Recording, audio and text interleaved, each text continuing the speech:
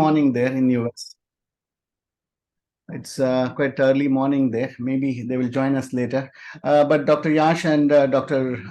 Narayan, I always remain grateful to you. You are actually supporting us consistently. So, ladies and gentlemen, welcome to the second edition of the third EP Fellows Summit 2023.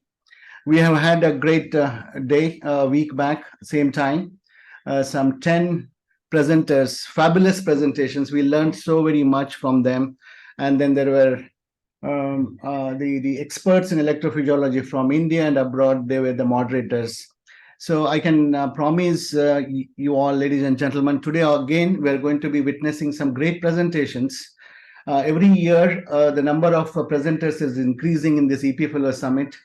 Today also, we have 10 great presentations by the young electrophysiologists and even cardiology fellows from across the country. Many of them are from Yash's unit and Narayan Nambudiri from the famous Sri Chitra unit. So let's begin. I do not know whether somebody can tell me whether Chenni and Malini are around. Okay. So may I invite the first presenter now from Yash's unit, Yadnik Mukund Kumble. He's going to be talking about outflow tract VT. So welcome, Dr. Yadnik. And I request Yash and Narayan Nambudiri to moderate the session.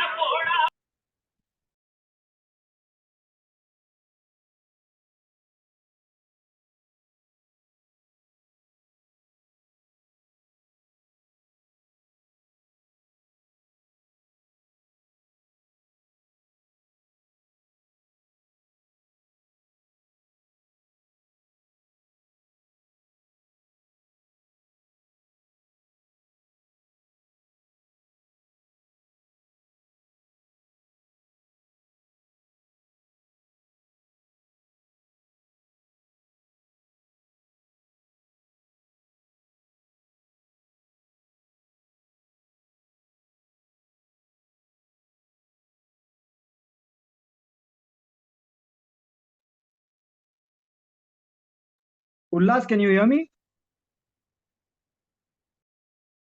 Sir, I can hear you. I think there's some technical glitch, sir. Just give me 1 minute, Sam. Sir, 1 minute. Yeah, so Yagnik is also just trying to log in. Oh, okay, sir. Great. So I think in 2 minutes, sir, we're all set. Yeah.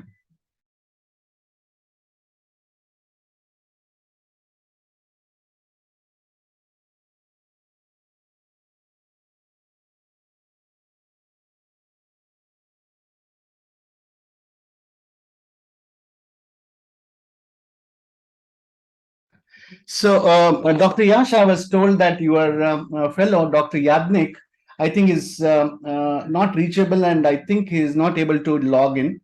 So it's my pleasure to invite Narayan Nambudiri's candidate, Karthikeyan Tangaraju. He's going to be talking some interesting case about the focal atrial tachycardia. May I welcome Karthikeyan, please? Yes. Sangeeta, please ask him to share the slides. Yes, sir. Your co-host, you can share the slides, sir. Yeah, thank you. Sure.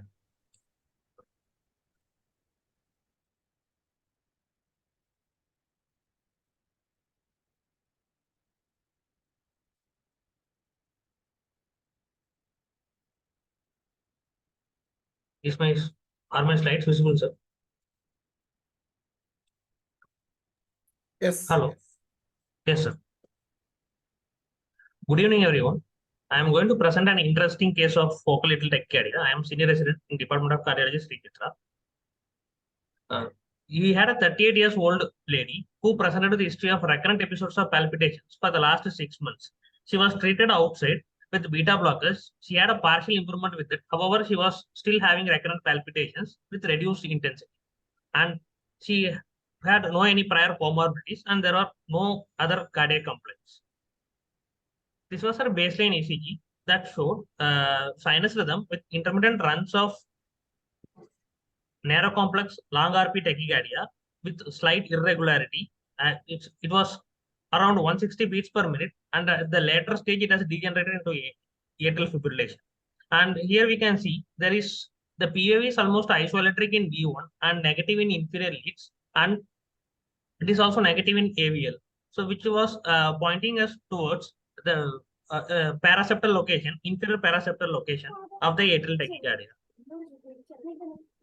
And while doing the echo, we had an interesting finding where we can find there is a mitral annular disjunction with the mitral valve prolapse. We can see at the beyond the posterior mitral leaflet, at the time of systole, there is no gap, whereas at the time of diastole, we can see a gap between PML as well as the myocardium, which is considered labeled as mitral annular disjunction, and with mild to moderate MR and with good LV function. So this was the ECG. We took the patient from the lab, which showed spontaneously induced narrow complex tachycardia with intermittent sinus interposed with sinus. This was our catheter position. We have taken IJV access for the CS as well as femoral access for RV and REES. This was our basal intervals. We had sinus cycle length of 654 milliseconds with the normal AH and HV intervals. We had a spontaneously induced tachycardia in the lab where we found there was a long VA of 332 milliseconds indicating a long RP, long VA tachycardia. And here we can clearly see in C7, C8 and C5, C6 where there is the onset of P wave is earliest in C5, C6 as well as C7, C8, which is showing far field EGM as indicated by slurring of the initial beat followed by a sharp high frequency beat. So with this knowledge in our mind, we thought it is a paraseptal, probably from left-sided location. So we went ahead with the transeptal puncture and we have mapped left atrium. While mapping the left atrium, we found that the earliest activation with both activation and propagation mapping, the earliest activation was seen in at the level of posterior mitral annulus, and it is circumferentially radiating. So the earliest activation was 34 milliseconds ahead of the surface P wave, and we ablated in that region for with the help of flexibility irrigation ablation catheter at 30 watts and 43 degrees for 120 seconds. Post ablation, the patient was in sinus rhythm with some memory TUs. So our final diagnosis is a focal atrial tachycardia from the mitral annulus at 7 o'clock position. In a case of mitral annular disjunction with a mitral valve prolapse and a moderate MR with fair LV function and successful RFA ablation done under NSAID 3D precision. So the conclusion is the mitral annular disjunction is an abnormal displacement of the mitral valve leaflet into the left atrial wall and is common found in the patients with mitral valve prolapse.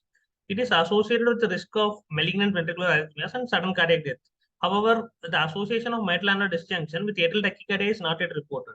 So to our knowledge, this is the first case of mitral annular disjunction with a focal atrial tachycardia, which is successfully ablated. Thank you. Yeah, and so Dr. Yash, welcome for your comments. Narayan Nambudiri, I think you can help Yash, please. Yeah. So a nice new frontier. But tell me, mitral annular disjunction, actually in the running echo frame, we were not able to make out. Can you freeze in? Because I thought that it's more sensitive if you pick up in systole. Sometimes in diastole, you cannot make out the disjunction. But you said the other way around, that diastolic you had. So can you show us in diastole the separation? Because in the running, it was difficult to make out. Can you freeze in diastole? Yes, sir.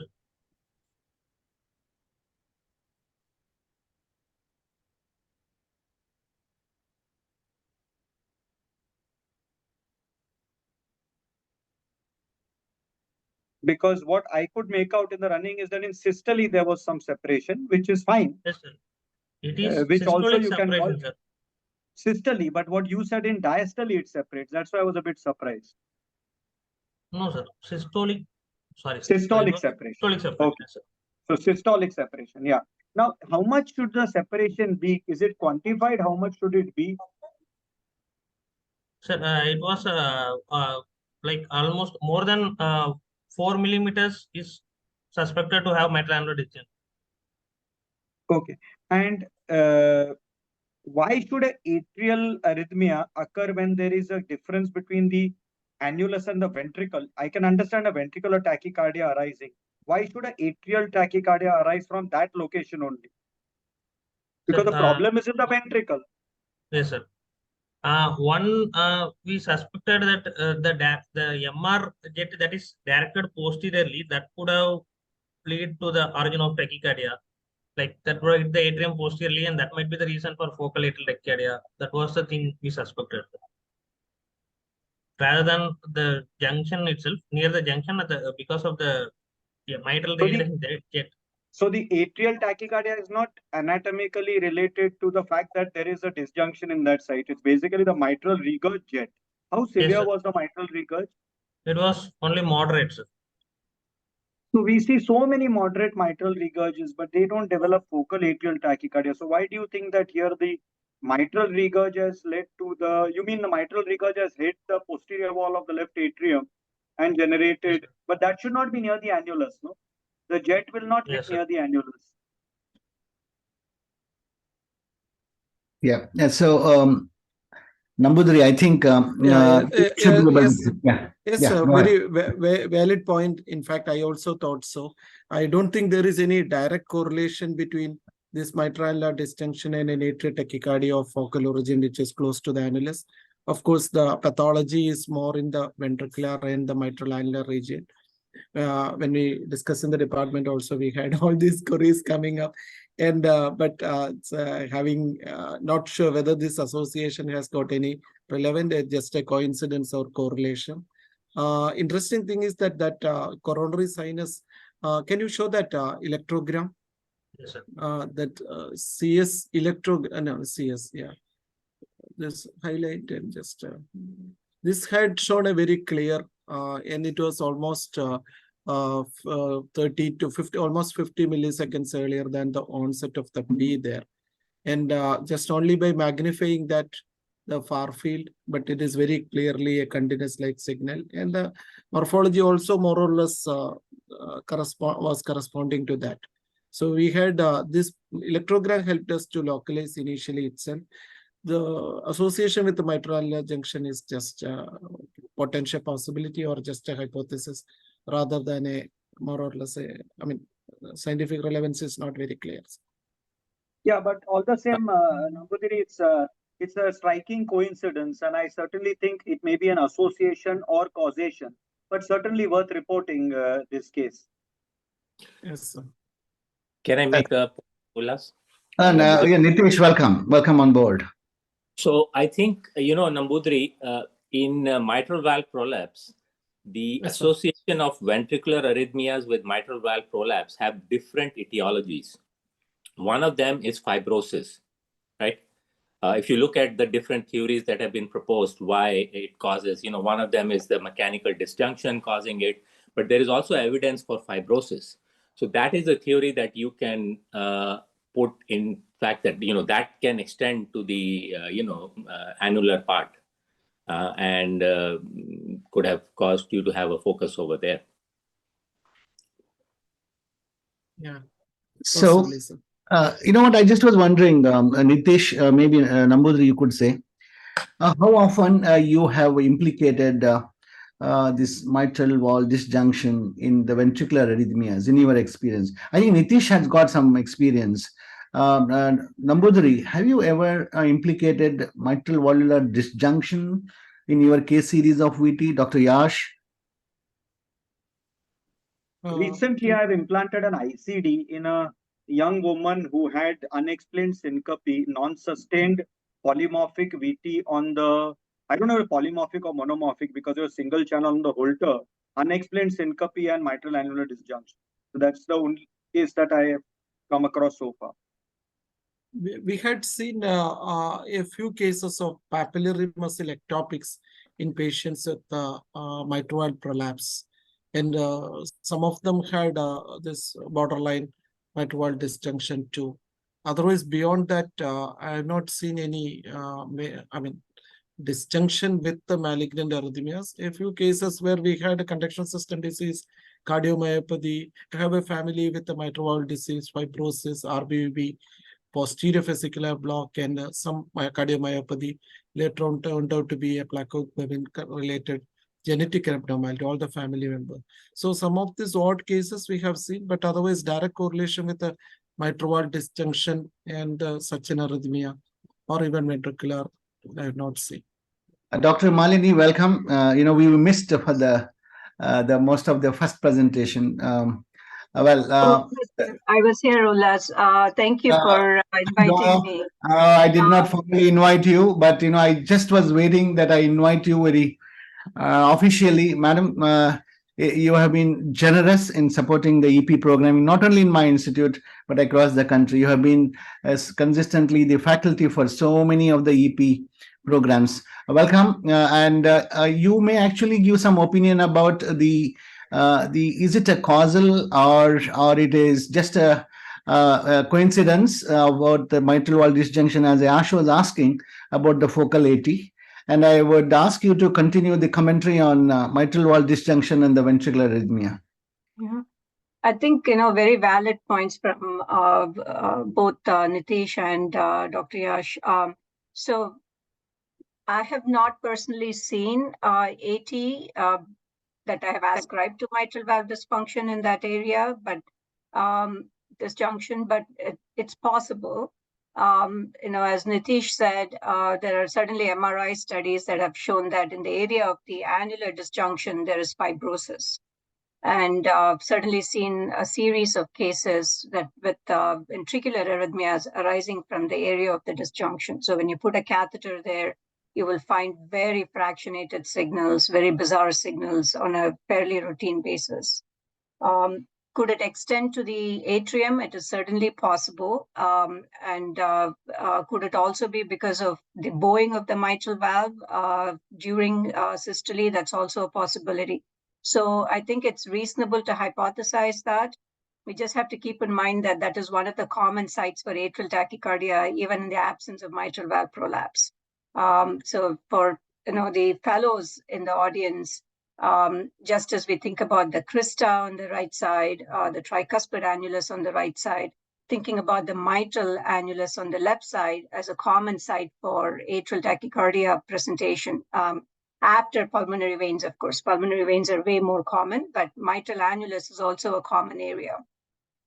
Going back to kind of a value for fellows, if you look at that electrogram that Dr. Nambudri pointed out to, really nice in the coronary sinus catheter.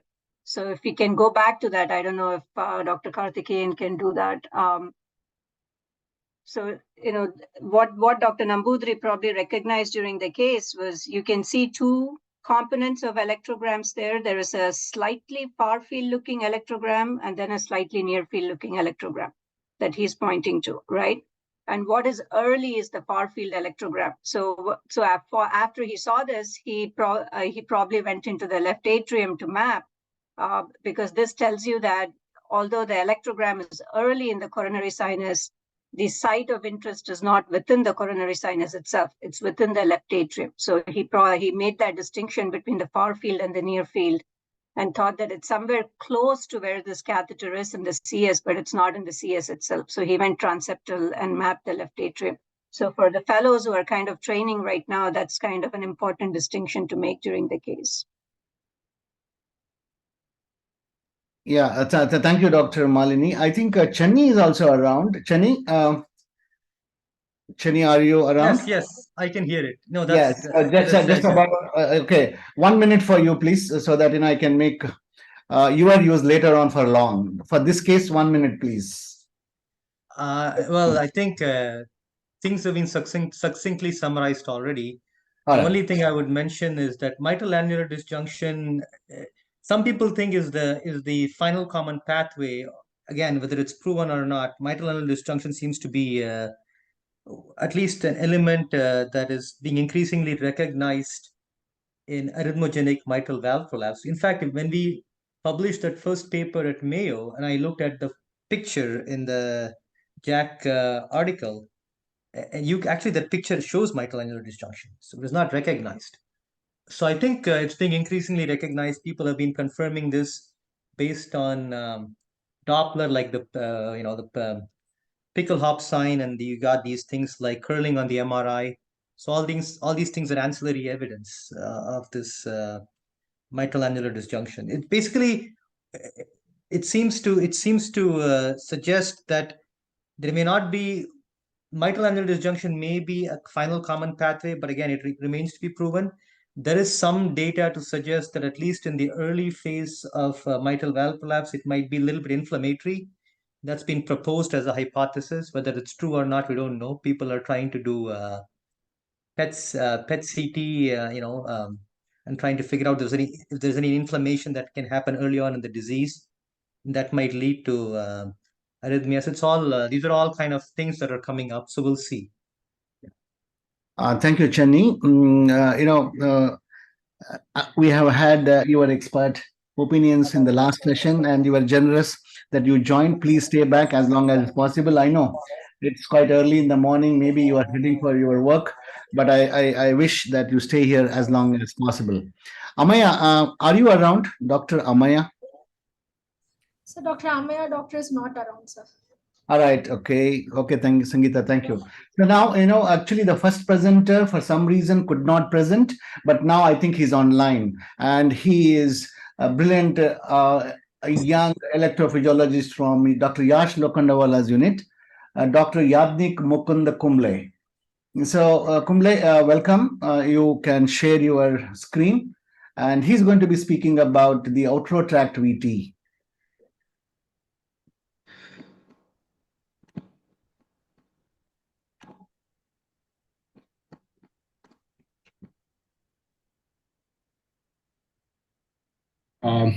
First of all, thank you, sir, for giving me this opportunity, and also for accommodating the change, the last-minute change in my topic. With that, I'll drive straight into the case. We have a patient who's a 29-year-old female with recurrent paroxysms of rapid palpitations and no other associated symptoms. These episodes were most often related to activity, but has occurred at rest too. They are frequently self-terminating, although one sustained episode has prompted a visit to a hospital supposedly responsive to IV diltiazem. On the left panel, we have the tachycardia ECG from the hospital of first contact. As you can see here, this is a wide complex tachycardia with an inferior axis QS pattern in V1 and a monophasic R in V6. Lead 1 here shows an RS pattern, while on the right side in the sinus rhythm, you can see possibly an incomplete bundle branch block, but otherwise relatively normal ECG. Moving on, with this background, she was taken up for an EP study. We had a non-deflectable quadripolar catheter at the his position, a deflectable decapolar in the coronary sinus, and a 4mm ablation catheter for mapping and ablation. At our facility, this was the ECG in sinus rhythm. As you can see, there's no bundle branch block pattern in V1. The 12-lead ECG of the VT in our facility showed an R wave in V1 with an RS pattern in lead 1. This could be explained by two reasons. One is that the focus and the exit site may be different. Second, of course, the lead position, V1 and V2 lead position can dramatically alter the QRS polarity. As you can see on the right panel, the VT ECG showing RS pattern in V1 with a transition in V2. This localizes the VT to the LVOT, particularly the left coronary sinus and the LV summit.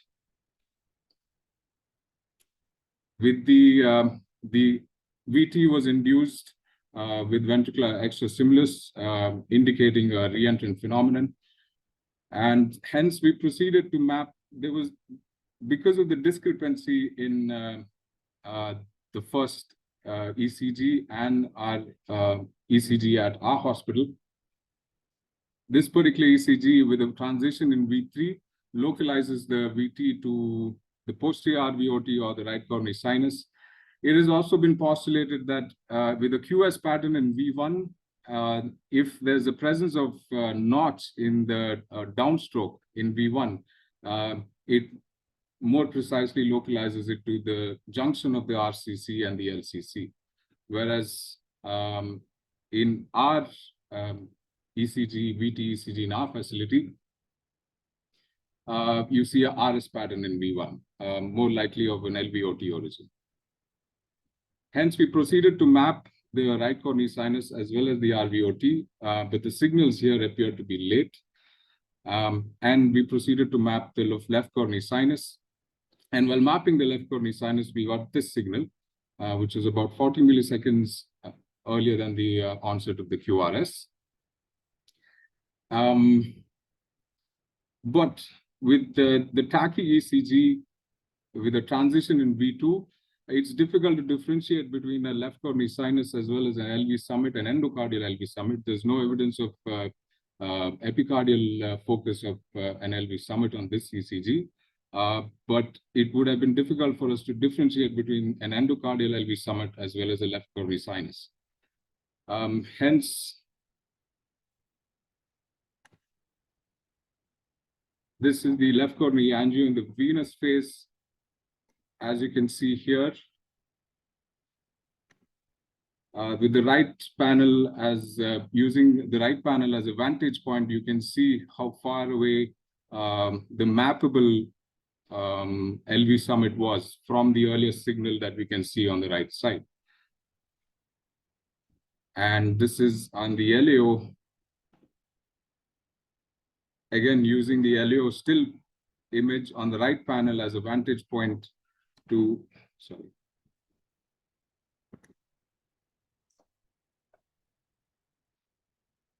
as a vantage point to compare the distance and see that there was a large distance between the early signal and the mappable coronary sinus. Hence, we proceeded to ablate the tachycardia during tachycardia, and the first energy terminates the tachycardia, and it was non-reproducible thereafter, with a subsequent 24-hour Holter reportedly normal. There have been several algorithms proposed for the localization of idiopathic VTs, but each of them have their own limitations. They're influenced by the body habitus, lead positioning, and also the relationship of the heart to the chest wall. Having said that, there are certain relevant features that are helpful in determining the location of ventricular arrhythmias, like the QRS axis and width, bundle branch block pattern, and of course the precordial transition. Here is a pictorial representation of the heart divided into 4 quadrants. Idiopathic VAs with an inferior axis and a negative QRS polarity in lead V1, which localizes it to the left upper quadrant, which was our area of interest, considering that we had a transition in V2 with a RS pattern in V1. Of course, the previous ECG localized it to the right upper quadrant, as there was a QS pattern in V1, notching of the downstroke in V1 with a transition in V3. And as we go, the most anterior structures have a further transition away from V1, while most more posterior structures have an earlier transition with the aortomitral continuity and superior mitral valve ventricular arrhythmias having positive concordance.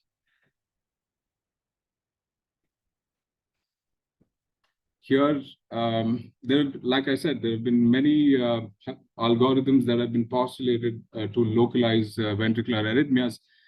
Although our particular index patient does not fit into a typical an LBBB or an RBBB pattern, although if you do consider an RBBB pattern, you can see that with an inferior axis and a QS in AVR, it also localizes it to either the LV summit or the left sinus of Valsalva. Here are my learning points. Precise localization of VT is often challenging. This is more so when the site of origin and exit are at a distance.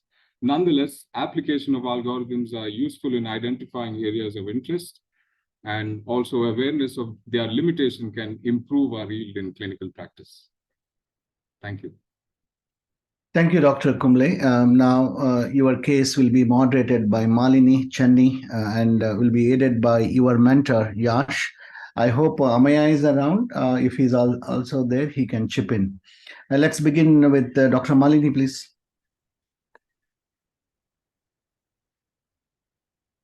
Dr. Malini, I think you need to, yeah, please, go ahead. Thank you. Really nice case. Congratulations. Very nice points about localization. Once you see that RS type of pattern in lead V1, I think we should be thinking about left-sided focus. So sounds like you went straight to the LVOT and mapped it. So that's fantastic. So your question about, did the precordial lead position change, which led to the change in how V1 appears during the case versus on your Holter monitor, is actually a very relevant one and to keep in mind. One way to make that distinction is to compare what's happening in sinus rhythm. So you have a very nice sinus rhythm ECG here, and then you had a nice sinus rhythm ECG in the previous slide as well. So to take a look at where the transition happens in the precordium on these two is often helpful. So I think V3 transitions earlier in your, your second slide compared to the first one. So that also might indicate, or maybe not so much, slightly so.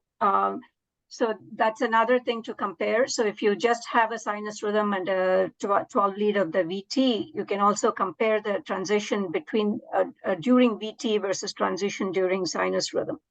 So if the sinus rhythm transitions after V3 on the ECG, but the VT transitions before V3, then you're again pointed more towards the leftward in the heart. That could be leftward because it's LVOT, or it could be leftward because it's really distal in the RVOT, because we have to keep in mind the RVOT goes leftward in the heart, right? So the LVOT and the RVOT cross like that. So anytime you find that the VT transitions before V3, but the sinus rhythm transitions after V3, you're thinking about more leftward in the heart. So that's also another thing, but it's highly likely that there was some difference in the precordial lead placement that led to this difference. I'll open it up for others to comment, Dr. Badwar and Sriram and Dr. Yash. Thank you. Does anybody else want to go, or is it okay if I speak? No, I think you can carry on. We'll see the questions in the chat box too. But go ahead, your own comments, please. So first of all, let me congratulate Dr. Yash Lokhandwala. Once again, another brilliant case without the aid of 3D mapping. Always amazes me how Dr. Yash Lokhandwala is able to accomplish this in the lab. So that's what is it? Yeah. So now this is wonderful. I mean, it shows that you can do EP without the aid of 3D mapping when you know what you're doing. So really kudos for that. Again, a wonderful case. I want to make a couple of points about VT localization. Earlier on, in the early 2000s, the UPenn group was very active in proposing all these algorithms, and many of these algorithms came from that group. And again, this is a good starting point. When you have an algorithm, it's a good starting point. It's just like Wolff, Parkinson, White, where you start localizing with the algorithm, but it doesn't give you the final say. So you have to obviously be willing to map in multiple places. Even if you think it's a posterior RVOT VT, you still will have to map in the right coronary cusp because of the anatomical location. So always be willing to map in the coronary cusps. That's one. Localization, epicardial versus endocardial. Again, one important caveat is that when you can clearly see the separation between the T wave and the QRS, go ahead and use these algorithms. But sometimes in very fast VTs, the T wave fuses with the QRS, and it's hard to know where the T wave ends and the QRS begins. Therefore, in those cases, it may not be very suitable trying to figure out is it epicardial or endocardial. Obviously, it's much more easier in isolated PVs here when there is a good separation between the T wave and the QRS as in this case. But I've seen cases where fast VTs and everything fuses together. It's very hard to localize if it's epicardial or endocardial. That's one important point. As we say, in the same VT, you can have one site of origin and a site of exit may be different. Again, if we had 3D mapping, we could have shown the site of exit in the RVOT if possible. The pre-potential, I think, is very important, localize. I think in this case, they found that pre-potential, was it 40 milliseconds ahead or something like that, right? In the left coronary cusp? Yes. Correct. And here is the important thing. Now, people put a lot of emphasis on unipolar. Here is one instance where unipolar may not really help you, because when you have a sharp pre-potential in the left coronary cusp, the unipolar basically is going to more show the site of exit. So the unipolar may be more negative, may show a QS pattern at a site that is a little bit away from the site of origin when you have these pre-potentials. So in these cases, pre-potentials are more important than the unipolars.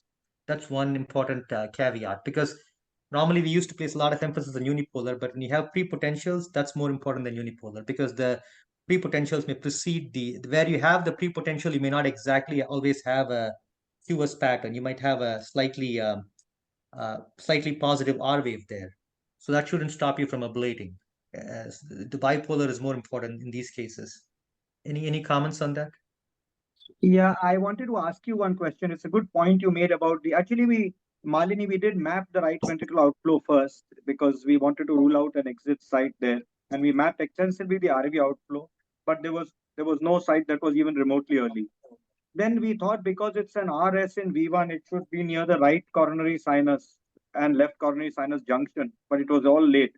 So the point that you made, the R wave maybe because of the pre-potential, is interesting, because I always thought that a VT originating or ablated from the left coronary sinus typically has a negative QRS in lead 1, a QS pattern in lead 1. Correct.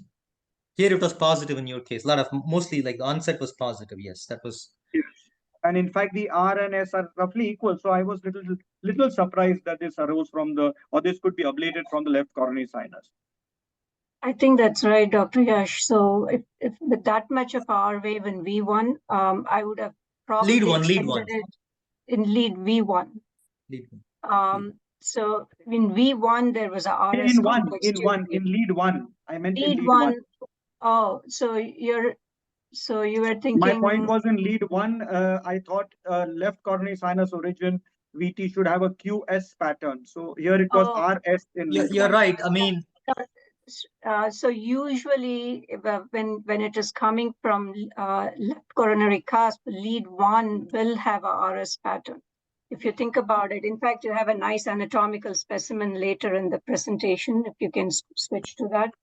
So could you please, I don't think I can point, but if you just point to the left coronary sinus and look at how much more muscle is present lateral to it.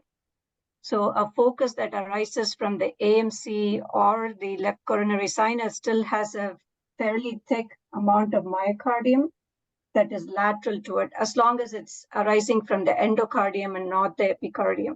So you still would see quite a bit of a positive component going towards lead towards lead 1, which is a lateral lead. We think about lead 1 as a left lateral lead.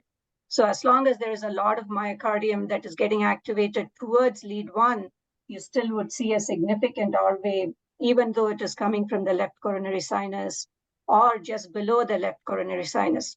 Where you would see a deep QS in lead 1 is if you have an epicardial focus. If you have an epicardial focus arising from the lateral mitral annulus, there is absolutely no muscle that is getting activated towards lead 1. Everything is going away from lead 1. So you would start seeing a fairly negative QS complex. So being able to see a R wave in lead 1 in these locations is actually fairly common. But if you look at lead V1, you have a RS complex. And that really does put you typically under the left cusp or actually the AMC region. But here it was just within the left cusp. Now, I think the distinction between the left cusp versus just beneath the left cusp might be just more of a question of anatomical vantage point.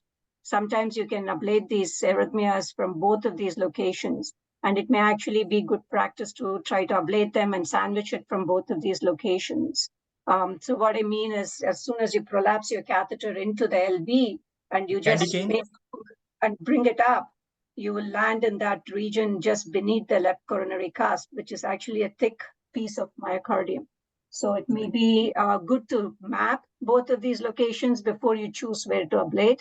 But this is very nice example of left coronary cusp tachycardia. The only surprise I have is like there's quite a bit of R wave. Usually left coronary cusp tachycardia, you'll have a little less R wave. You'll have R wave, but little less in lead V1. But lead 1 having R wave shouldn't be a big surprise. Yeah. Now, Dr. with Murali, thank you. I have one question. Can I ask one question regarding sort of an R wave in lead V1? So generally, when you have an R wave in lead V1 being a anterior and a more rightward lead, we think of a sort of a activation going towards it at least.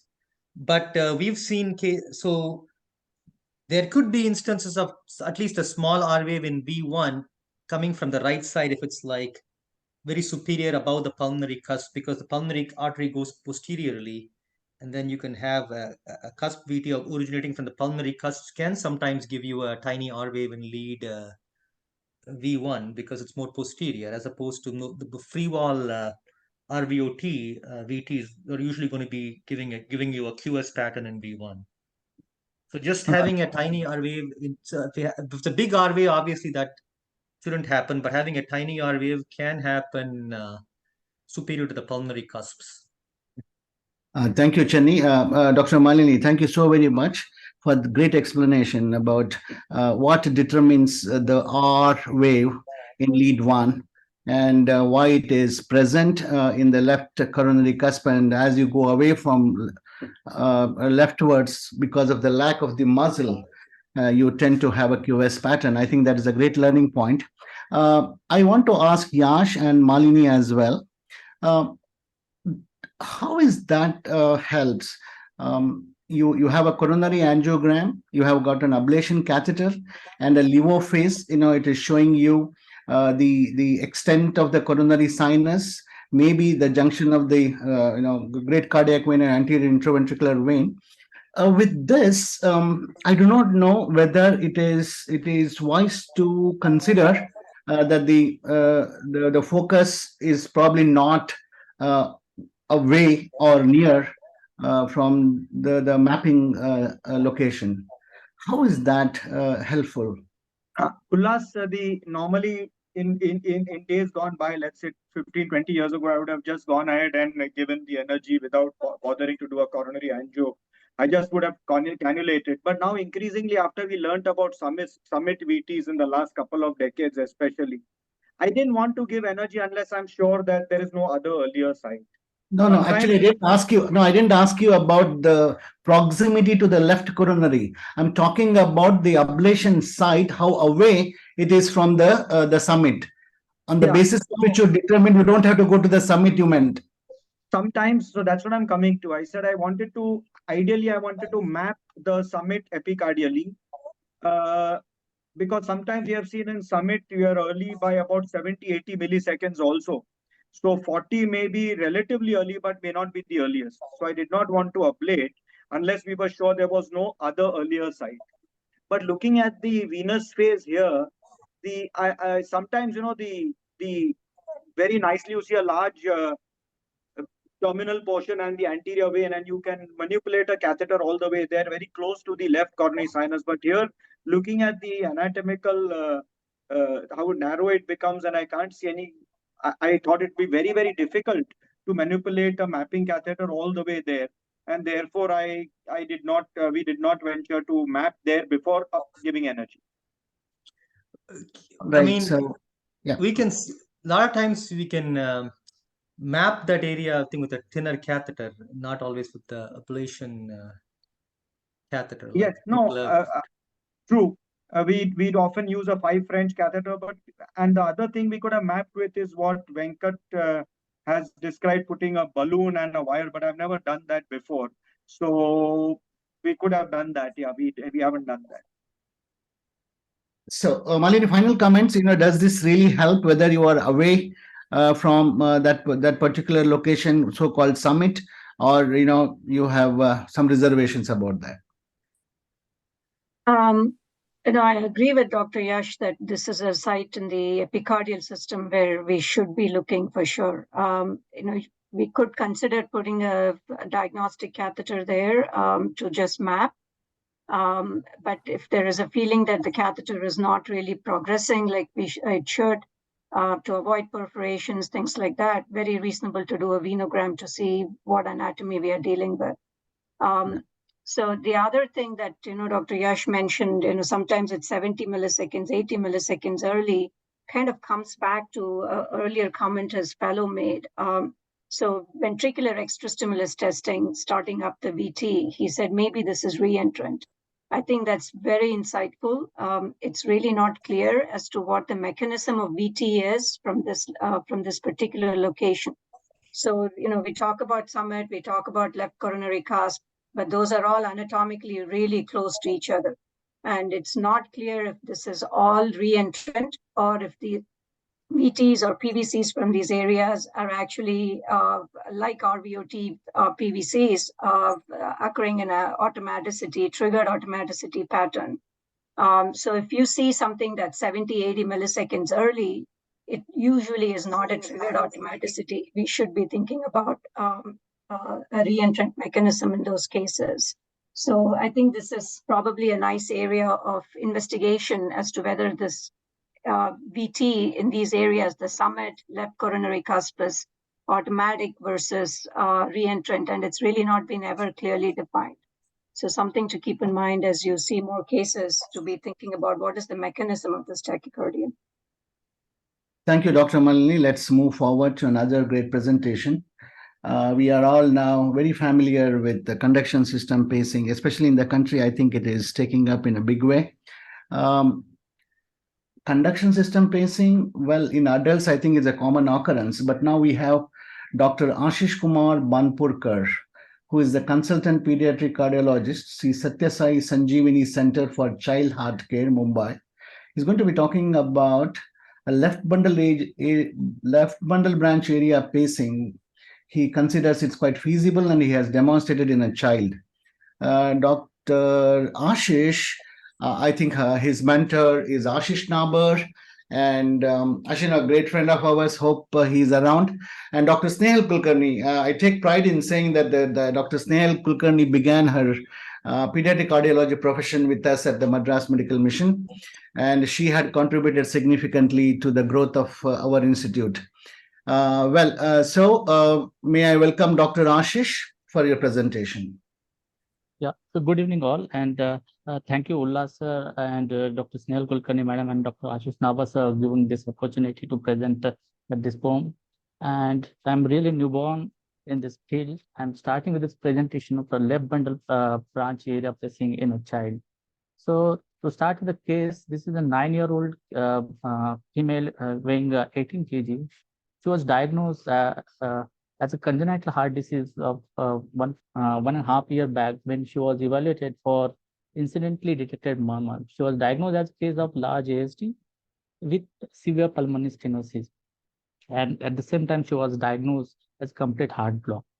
She underwent successful balloon dilatation of pulmonary wall with a Tyshik balloon and ASD device closure with the 14 mm live Texera device in May 2022. She was on aspirin for 6 months.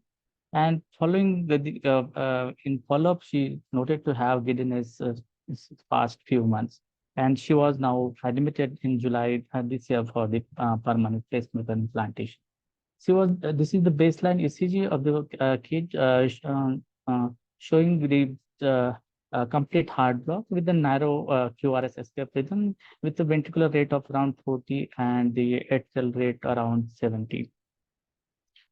So coming to the plan, it was considered whether to go with a single chamber pacemaker implantation with VVIR, single chamber pacemaker implantation with VVRI by left bundle branch area pacing, or considering the dual chamber pacemaker. So with respect to the financial concern, instance, go with the single chamber pacemaker with the left bundle branch area pacing. So limitation with respect to the age, the septal thickness is the major limitation.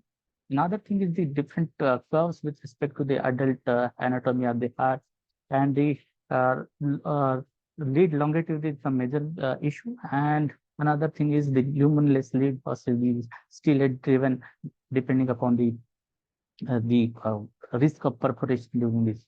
So coming to the procedure details, the left bundle branch area placing done using the single chamber Medtronic 315 sheath and Medtronic 3830 lead.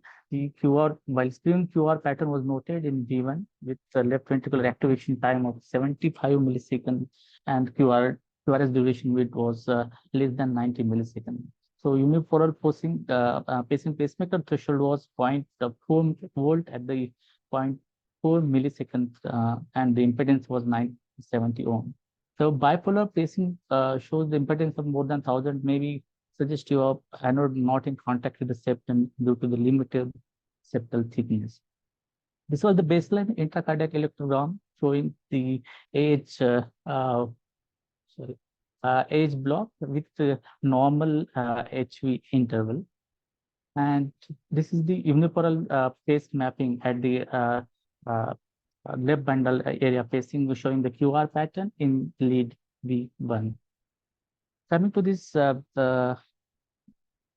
during the procedure, we have done the sheath injection to locate and confirm the perpendicular position to the septum and the lead position. This again the second video showing the same thing. And coming to the final selective left bundle branch pace QRS, showing the right bundle branch pattern with a duration of 96 milliseconds. So this was the final lead position after position, and this was the echocardiogram, which is showing the lead in the basal septum conduct. And this is again the another view, subcostal view showing the lead position. Coming to the, there are case reports from India showing the selective left bundle branch pacing in pediatric complex. There are some case series. This is one of the case reports which was published in 2020. This is for the 13-year-old kid who was in complete heart block. And these are the some case series from the China group, which concluded that the left bundle branch area pacing in children can achieve narrow QRS pacing and the physiological pacing with a stable pacing parameters. It can improve the left ventricular enlargement caused by the long-term bradycardia and cardiac dysfunction, and the cardiac enlargement caused by the long-term right ventricular apical pacing quickly and effectively. And the left bundle branch area pacing is safe and feasible for older children in the near future. That was common. This is another case series from the again the China group published in 2022. They also concluded the left bundle branch area pacing can be performed safely in children with a narrow QRS duration and stable pacing parameters. The cardiac dysfunction caused by the long-term RV apical pacing can be corrected to the left bundle branch area pacing peaking. These are the reports from the adult showing the clinical outcome from the left bundle branch pacing compared to the right ventricular apical pacing patient with AV block, and they concluded the present and the left bundle branch association with the reduction of occurrence of pacing-induced left ventricular dysfunction and the heart failure-related hospitalization compared to RV apical pacing in patient requiring permanent pacemaker. Even the comparison with the left bundle branch and his bundle pacing shows the equivalent results. Thank you. Thank you, Dr. Ashish. I just was wondering, your mentors, Ashish Nabar or Snehal is around? Sangeeta, are they around? No, sir, Dr. Ashish Nabar is not around, sir. Okay. I think Narayan Nambudri also has some experience. We have some experience, but before that, let's ask Malini, Chenny, both of you first. Malini, can you take the discussion further? I have to admit, I'm not a pediatric cardiologist. Right. Okay. Chenny, you are the right person to go ahead. Well, whether I'm the right person or I think the 3830 lead with the deflectable catheter or a C3115 has been the workhorse for the pediatric leads. The 3830 is a lumenless lead. It's not stylet driven. And it's been traditionally used a lot in pediatrics. At our center, we've been using it for a long time, and we've been doing it as RV septal pacing. We've not been calling it left bundle branch area pacing. We've been calling it septal pacing. But I think with all those criteria that were published to put it in the left bundle area were not well defined at the time we were doing it. Nevertheless, I think conceptually it's similar. The left bundle area pacing definitely is a better and more viable target than his bundle area, obviously because of the issues with the lead thresholds and all that. The one thing that I wanted to ask in this patient is, now this patient was asymptomatic, correct? This patient has some episode of giddiness, kind of pre-syncope has recurrence since last few months. Because there's always a class 2B indication in pediatrics to put a pacemaker. That being said, in patients with complete heart block, if they're completely asymptomatic and if their resting heart rates are more than 40s in childhood, and if they don't have any long pauses, or if they don't have complex ectopy and their QRS is narrow, sometimes it may be reasonable to wait till their growth spurt and directly put a dual chamber lead. But sometimes if they have symptoms and all that, I suppose you have to act sooner. So I think that was the reason here they chose to put the ventricular lead. And I think 9-year-old kids, sometimes you can even also get an atrial lead every now and then. Depends on the anatomy and all that. But I think in this case, financial issues dictated the fact that you wanted to go with a single chamber lead. Am I correct? Is that right? Correct? Yes, sir. Yes, sir. Okay. So couple of questions about the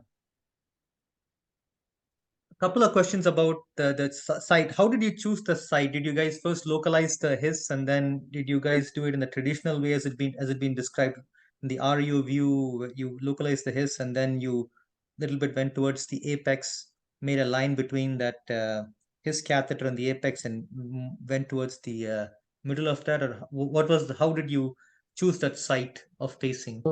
So it was first localizing the HIS and going towards the apex, and just below the HIS, the pacing parameters were noted, and accordingly it was located. Okay, and then you said that the pacing threshold, the impedance was high in bipolar, correct? Yes, sir. And did it normalize after you put the device in the pocket? Yes, sir. It normalized afterwards. Okay, good. All right. Now that's all I had. That's a wonderful case. I think in most cases of congenital complete AV block with a narrow QRS, most of them have a narrow QRS. Usually the site of interruption is between the connection between the atria and the AV node. That's the most common site of interruption. Usually the AV node, HIS and everything is intact. Somehow the atrial connection to the AV node is what is missing. That seems to be, and it's a perfect example where conduction system pacing should be tried whenever feasible. So thank you, Dr. Sriram. The discussion can go on when the technology is not yet very well defined. In this particular case, at least, we do not really know. There are so many concerns about conduction system pacing in adults. And I think there must be so many more concerns regarding the left bundle area pacing where the lead is into the septum in this child is going to be for a long time. So there are concerns. I think conduction system pacing or a physiological pacing is desired, but I think the tools and the technology need to be improved significantly. So with this, I think we should wrap up the first session where we heard some 3 great presentations. Ullas, Sir. Ullas, can I be a bit greedy and ask the experts of the Chenny and other pediatric? Because I currently have a patient with congenital, 5-year-old with congenital complete AV block. Now, is there any, I have been told that the child needs an early pacemaker because lactate level is little higher. Child is asymptomatic. So is there any, I am not aware of this lactate measurement in children determining. If a when you're saying that the lactate is high, they're talking about, is it a venous lactate or an arterial lactate? I think it's a venous. Yeah, I mean, I would not put a lot of emphasis. I mean, cardiac output is literally the last thing that is diminished.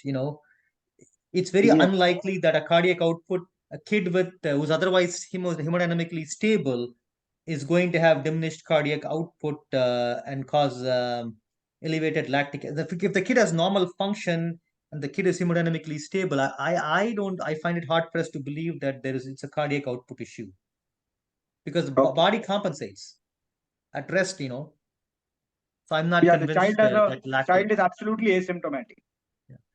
Again, the kidney function is normal. There's no perfusion issues to the kidneys and everything. I think that has never been a consideration, at least in an outpatient setting. It's more relevant in neonate and infants, sir. Lactate levels are more relevant in neonates and infants. There it is generally a gate. I mean, in an outpatient, healthy, stable patient, it's very unlikely that you're going to have, because high lactate means low cardiac output, and that's really the last thing to get affected. So Narayan, would you like to make some more comments about your experience of conduction system pacing in pediatric age group? We are done in congenitally corrected TJ. This patient also had an AST and pulmonic stenosis and congenital complete heart block. I mean, of course, one might have ruled out corrected TJ, I'm sure. But corrected TG and Neunans are 2 conditions where you can have pulmonic stenosis, hypertrophy, and you can have heavy blocks as well. Neunans, it is more or less developmental rather than congenital. And the problem generally is with the thickness of the interventricular septum. And here I think it was more favorable because of the pulmonic stenosis and related ventricular septal hypertrophy. Otherwise, neonates we generally monitor with the lactate levels, arterial lactate or even venous in that age group, and decide. Many times we see drastic increase in the lactate levels within 2 or 3 days of birth. And we may have to decide on excluding other potential causes. Otherwise, in adults, or maybe in the teens, we don't look at lactate levels and make the decision. Yeah. See, one comment from our side with respect to our experience with the conduction system pacing in pediatrics. We have one of the finest of the interventional pediatric structural interventionalist and pediatric cardiologist, Shiv Kumar. He had done, I think, 10 to 12. We have done about 8 to 10. Here, we are kind of very, very careful. And we are actually going in more for a his bundle area pacing. We do not want to penetrate into the septum. So anyway, it is evolving. It is too very premature to make any recommendations when conduction system pacing in adults itself is evolving. Great discussion. I invite you people to now to continue in this session for the second part of it, and that is going to be moderated by Dr. John Roshan. John Roshan, you are around? Yes. And Dr. John Roshan, one of the finest of the, not only the adult interventional electrophysiologist, but I think he's one of the very few pediatric cardiologists who could also do a great pediatric electrophysiology work. And he heads the electrophysiology department at the famous CMC Vellore Institute. Welcome, John. I think some of your colleagues and your students are presenting in this summit. Thank you very much for that. Just to again before we move forward, you are the pediatric cardiologist. You do a lot of conduction system pacing. What is your approach with respect to the conduction system pacing in pediatrics? Let's begin with that, and we have some more time for the first session. So I have done 3 pediatric conduction system pacing cases. The youngest of whom was 7-year-old, and yeah, so I did not give too many turns to go all through the septum like I would normally give it in an adult. The other thing I found was that the sheath needs to be shaped a bit. So before I actually take the sheath into the child, I sort of externally place the sheath and have an idea as to where I need to give the curve. Because that is very important. The curve in the RA going into the RV, that curve is important so that it reaches appropriately. So that part, I didn't really have any issues. I had a very good result. And it's now nearly 1.5 years of follow-up, and these kids are doing perfectly fine. Have you done his bundle area pacing in kids? No, I haven't done his bundle. All right. Okay.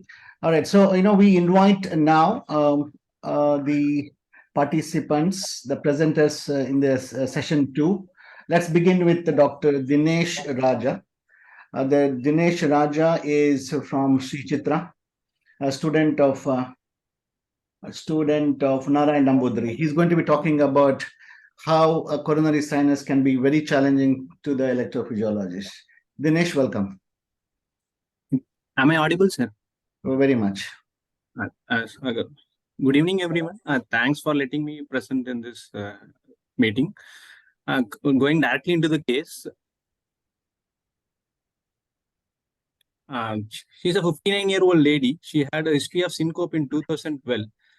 She was evaluated at local hospital and she was found to have pre-excited atrial fibrillation. And they attempted an radiofrequency ablation and it was unsuccessful. And later she was referred to our institute in 2015. And at the time also we attempted one more RFA and that was also unsuccessful. So she was kept on medical follow-up with verapamil and amiodarone. And now she presented with recurrent palpitations and there was no further history of syncope per se. And she was given an option of repeat RFA and she was willing for the same. Apart from that, there were no other significant cardiac history and CAG was done in 2012 and 2015 also. That was suggestive of normal coronaries. So this patient presented in 2012 and we attempted RFA twice. It was unsuccessful. And this is the baseline ECG of the patient, which is showing sinus rhythm at rate of around 60 per minute with baseline pre-excitation with predominant negative delta wave in lead 2 with positive delta in AVR with early transition being seen in V2 and a progression regression pattern in the precardial leads with the S in V6. All these are suggestive of a right post-receptal pathway, likely a diverticulum-related pathway or a middle cardiac venous diverticulum-related pathway. And coming to the algorithm, which is frequently cited, the second step, it is clearly mentioned. If we are seeing a negative delta wave in lead 2, it is more likely suggestive of a middle cardiac vein or a venous anomaly, which is likely a coronary sinus diverticulum-related pathway. And there are certain features of CS diverticulum-related pathways. All these features are present in our patient's ECG also. The negative delta in lead 2 with the steep negativity and positive delta in AVR and progression regression pattern precardial leads and prominent S in lead V6. And this coronary sinus diverticulum can be having varying anatomy also. It can be a small diverticulum. Sometimes it can be large. Sometimes it can be bilobed. So the anatomy is quite complex and it can be varying in so many in patient groups. So that we have to keep in our mind. And so as the patient had twice underwent ablation, which was unsuccessful, we again went ahead with the coronary angiogram to delineate the diverticulum properly in the coronary angiogram venous phase. Here we can see a clear coronary sinus diverticulum predominantly in the middle cardiac vein draining into the coronary sinus junction. And both RAO view and LAO view, you can see the diverticulum clearly here. And then we went ahead with the EP study. This is the basal, these are the basal intervals where we can see the sinus cycle length of 914 milliseconds with a negative HV of minus 24 milliseconds and AH of 104 milliseconds, suggestive of baseline pre-excitation. And we went ahead with ventricular burst pacing, where we can see retrograde atrial activation is first seen in the CS 910 leads. But there was no AV fusion at ventricular burst pacing. And during burst pacing, there was spontaneous AF which was induced. However, there was no pre-excitation during AFib, but it terminated spontaneously into sinus rhythm with pre-excitation. So during AF, there was no pre-excitation, but during sinus rhythm, there was pre-excitation. And we went ahead with the antegrade ERP of accessory pathway. At 500, 360 it was conducting, and 500, 350 it was not conducting. So the effective refractory period of the accessory pathway is 500, 360. And this is the ECG with maximum pre-excitation, which is almost similar to the baseline ECG with predominant negative steep, negative delta wave with the lead to, with early transition in the V2, suggestive of post-receptal pathway, right post-receptal pathway. And we further went ahead and did the atrial effective refractory period, and it was 500, 260. At 230, AH block occurred. So this is the catheter position. Catheter position. We used the 7 French 4 mm irrigated tip, catheter, flexibility catheter for mapping using 3D Insight. And this is the 3D mapping, which showed the earliest activation in the coronary sinus diverticulum in the LAO view. And we mapped using that catheter, and we got signals in the RF distal. Here we can see the pathway potential. And at that site, we started giving ablation. And this is the 3D representative image in both RAO and LAO. This is the site where we started ablating, and that is the site where we got the pathway potential also. And after 8 seconds, there was loss of pre-excitation. Even before that, we can see some AV is getting separated, but the baseline in the RFs, we can see some separation of the AV, but after that was not reflected in the baseline ECG. The ECG, after 8 seconds only, there was complete termination of the pathway. And this is the 3D representative image, where we can see after starting ablation, we can see in the ECG that the pre-excitation is gone. And that is the site where we are exactly targeting for that ablation. And after the ablation, we did ventricular burst pacing, which showed VA dissociation, saying us that the pathway is terminated. And this is AV Vancomycin backing at post RFA at 370 milliseconds, and there was no pre-excitation at that time after ablation. And this is the post RFA ARP. It went up to 260 milliseconds, and this is AHB at 250 milliseconds. So the AV node is intact. And this is the post RFA adenosine response. Here also we would not see any pre-excitation after adenosine injection also. And this is the final ECG, where we can see some memory T waves, but the S in V6 is gone now, and the pre-excitation is completely gone. And conclusion, electrocardiogram might give a clue regarding presence of pathway related to CS diverticulum. And in those cases, it is very, these are the cases where ablation is very unsuccessful. I mean, least successful. The literature cites around 90%. Compared to the other pathways. So in those cases, if you anatomically delineate with 3D imaging, it might help in successful ablation of those pathways. And many times we can get AV fusion deep into the diverticulum, but the ideal site will be at the neck of the coronary sinus, where we can get the pathway potential. And this is a final diagnosis. It was a manifest right post-receptal accessory pathway, an MCV diverticulum. And she had a structurally normal heart, and we did a successful RFA under 3D Insight precision. Thank you, Dr. Dinesh. Now, may I invite Dr. Karthikeya Bhargava, our close friend, and who is also the clinical lead at the Medanta Hospital, New Delhi. He also has a successful EP fellowship program running. Brought some brilliant EP fellows under his guidance now who are practicing across the country. Karthikeya, so let's begin with your comments, please, on this case. Yeah, nice case, Dinesh. Just a couple of things. You said the angiogram was done in both the instances where the ablation failed. So Yes. did they look at the levo phase of the left coronary angiogram at that time? Yes, sir. Yes, sir. It was done.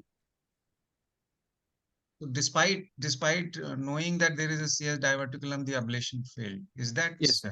so? Yes, sir. The second comment is that you said 3D mapping is more likely to be helpful. I, in fact, find that if you have a CS diverticulum, you actually know where to go. So 3D mapping actually has a very little role to play if you have a 3D CS diverticulum, because you know you need to go into the neck and there's no other way you need to go. So I find it can easily be done even without 3D mapping. But anyway, a nice case and a very nice demonstration of the potential. The problem I find is when the CS diverticulum is huge, especially if the neck is very wide, then to hold the catheter at that location becomes a challenge. And that we have found in a couple of cases. Otherwise, the only thing that we typically follow is we use an irrigated tip catheter for ablation of these accessory pathways. Otherwise, it's usually gives a good result. Yeah, so Karthikeya, it's not that the 3D doesn't help. I think if there is a facility and if there are patches which are going to be used freely, I think this is a great tool, because at least you know you ablated at a place and they didn't succeed. You can tag those lines. There are so many other the uses, according to me at least, because I'm a strong believer of doing everything under 3D. So let's not bring in that issue. But my question to the presenter is, why did you title this as friend or foe? Very fancy title. What is that? So many times coronary sinus helps an electrophysiologist, particularly for. No, it had never been a foe. Nambudiri, when it was a foe for the patient, yes, but for an electrophysiologist, I think that is a great access to the left side without going into the left side, isn't it? I was a little curious about, the title, foe. I mean, why, man? Yeah. It's often if we have a diverticulum, we have around 60-65 cases now. In a couple of cases, we had got it far away into the left endocardial also. It is acting as a red herring. Yeah. But anyway, your student should never consider that it could be foe any time in his career. Okay, now let's invite Roshan. Your comments. Yeah, I think nice case, nicely done. I was just curious if you had a chance to look at the notes of the previous two ablations and any idea as to why they were not successful. Dinesh?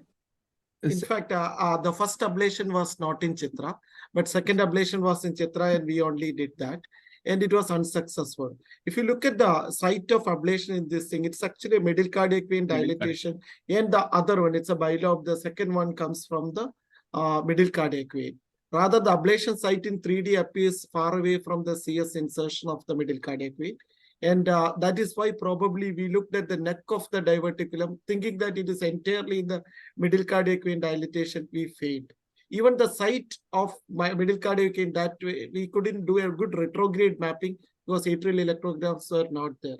And if you see at the ablation point also, it is not one of the greatest AV fusion that you get in patients with the coronary sinus diverticulum.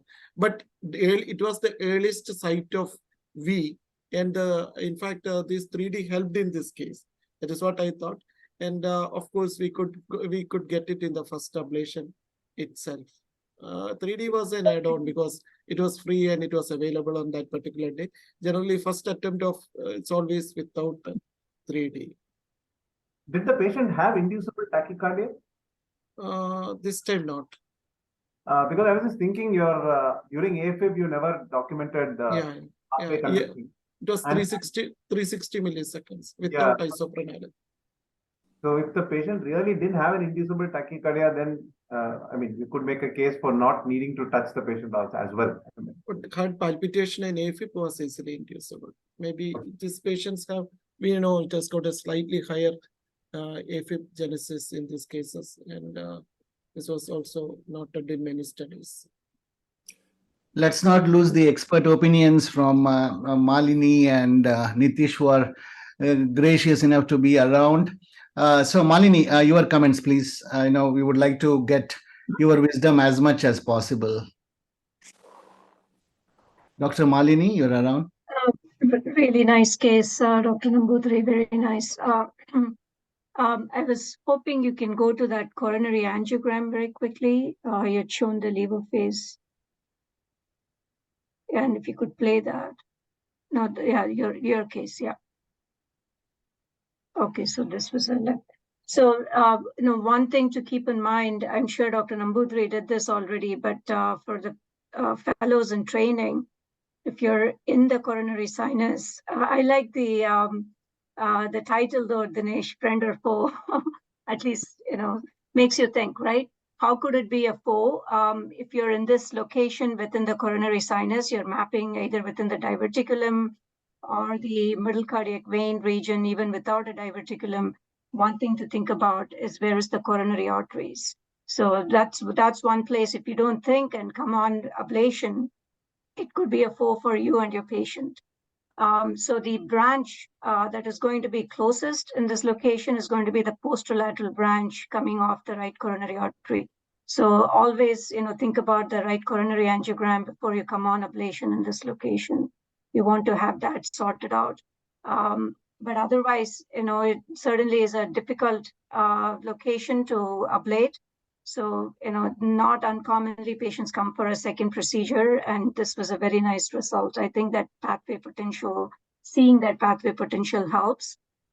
Sometimes one of the reasons for not having success in this location is if we actually map the earliest V and go for that without actually seeing the pathway potential that Dr. Nambudri had seen, you might have multiple insertions of the pathway into the ventricle, and it's well described in these diverticula that there can be multiple insertions.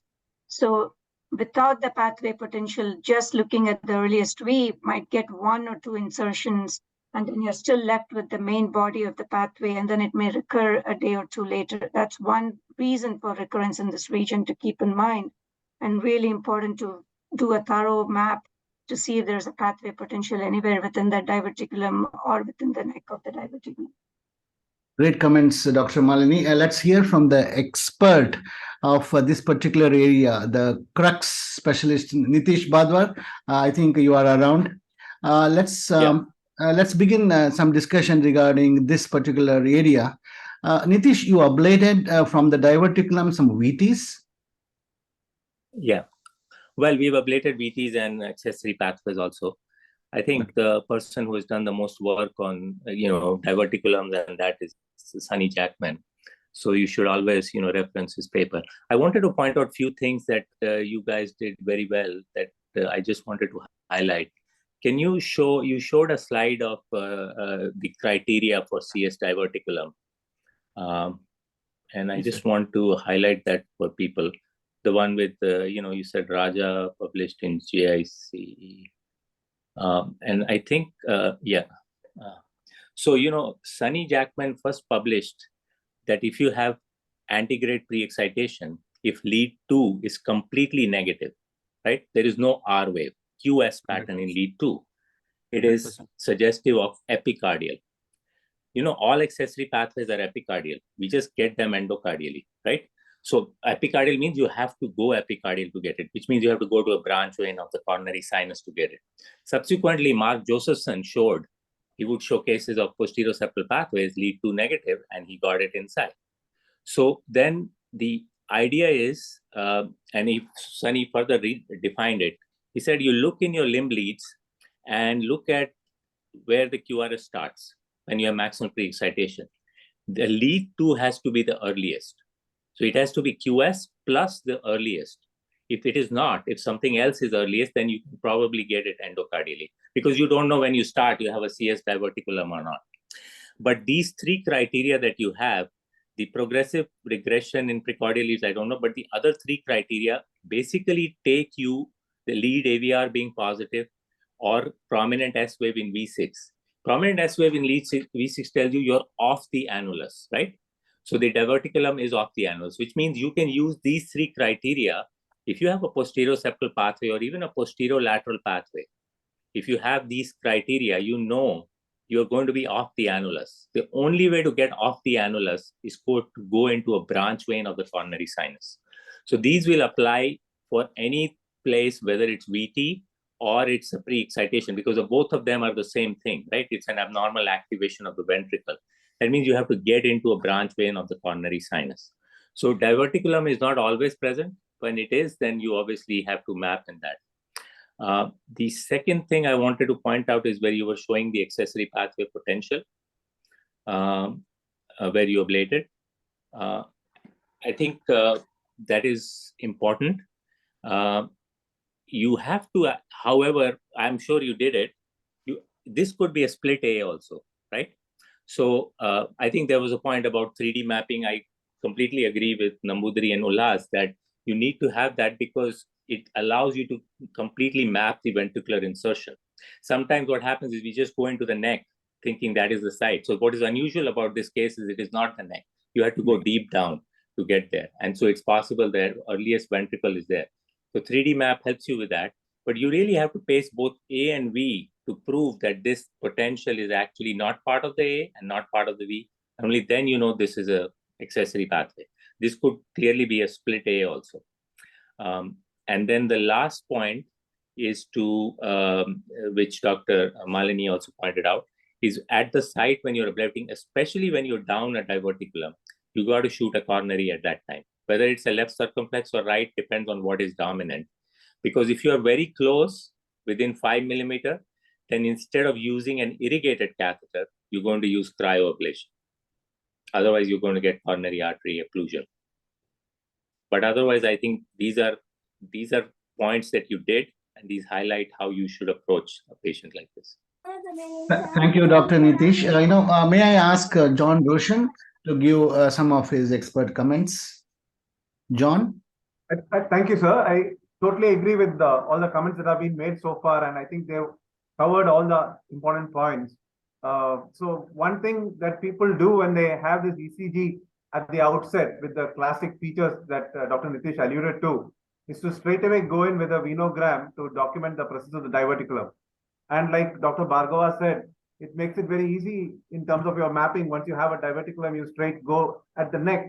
And then importantly, look for the pathway potential and document for sure that it's a pathway potential and not a split A or a split V, and go ahead with the ablation. So I think that is a key thing to be conscious about. Sometimes you may need to use a SL3 sheath or something else to give you greater stability. And it's also important to shoot a coronary to make sure that we don't have an overlap over there when we are going ahead with ablation. So I think the points are all covered and there's nothing more to add further. Can I add a quick point? Narayan, yes, please. Yeah. If we have progression regression pattern with all the other three features of coronary sinus diverticulum well described, it is more often than not in the middle cardiac vein than at the posterior, left posterior vein, tributary. In this case, it is always important to take a neck access apart from the femoral access, because many times the entry into the middle cardiac vein is facilitated by a jugular approach.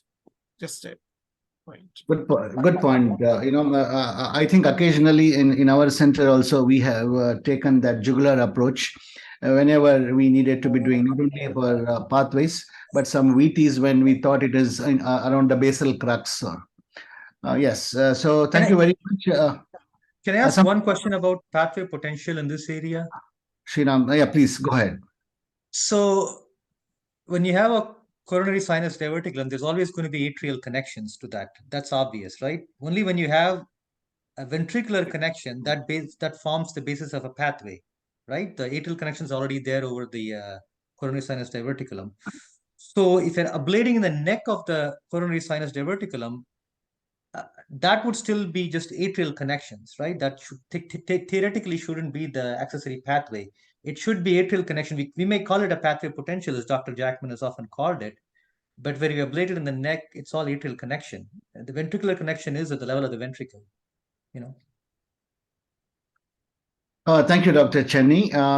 You and Dr. Malini, have been so very helpful during the discussion so far. You please be around as long as possible. If you're here with longer time, we learn more. Nitish, please be hanging around. So what I am told by my team is Dr. Surendra Punia has not yet logged in. So we will move to the next presenter, and I take pride in saying that he is my own fellow. He is a fellow of National Board of Electrophysiology, and his name is Dr. Anbarasan. He presented in the last session also. He's going to be speaking something to do with the pacing. Dr. Anbarasan, welcome, and you start your presentation.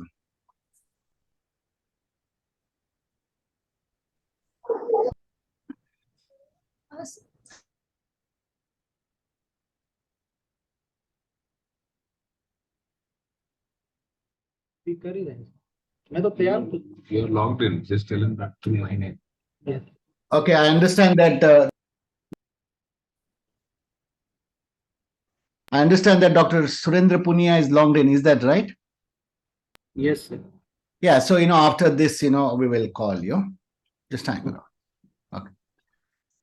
So respected faculties, good evening to you. Good evening to you all. So here I present a curious case of conduction system pacing, electrophysiology in situ. I profusely thank my mentors, Dr. Ullas Pandurangi and Dr. Anindya, for guiding me throughout. So this is the case history with, he's a 72 years old gentleman who has presented with recurrent syncope. His baseline ECG is shown here. So this shows normal sinus rhythm, normal PR interval, typical left bundle branch block with QRS duration of 150 milliseconds with the mean frontal plane QRS axis of 60 degrees. So this is his 24 hours ambulatory ECG monitoring. Here we can see paroxysmal episodes of AV block as evidence in these traces. His transthoracic echocardiogram was essentially normal with an ejection fraction of 60%. So it was decided to do a permanent pacemaker implantation for him. He underwent dual chamber permanent pacemaker implantation with left bundle branch pacing, which is the default strategy in our center. A lumenless lead 3830 Medtronic and fixed delivery catheter was used. The lead tip was positioned on the right ventricular endocardial aspect of the interventricular septum. And here we have shown the pre-screw morphology. So as we see, we have a W pattern with notch in V1 with precordial transition at V4 and AVR AVL discordance. The intrinsic QRS during the sinus rhythm is also shown on the right panel for reference. The lead was then screwed into the septum with rapid clockwise rotations under fluoroscopic guidance with monitoring of pacing and sensing parameters. During septal penetration, a premature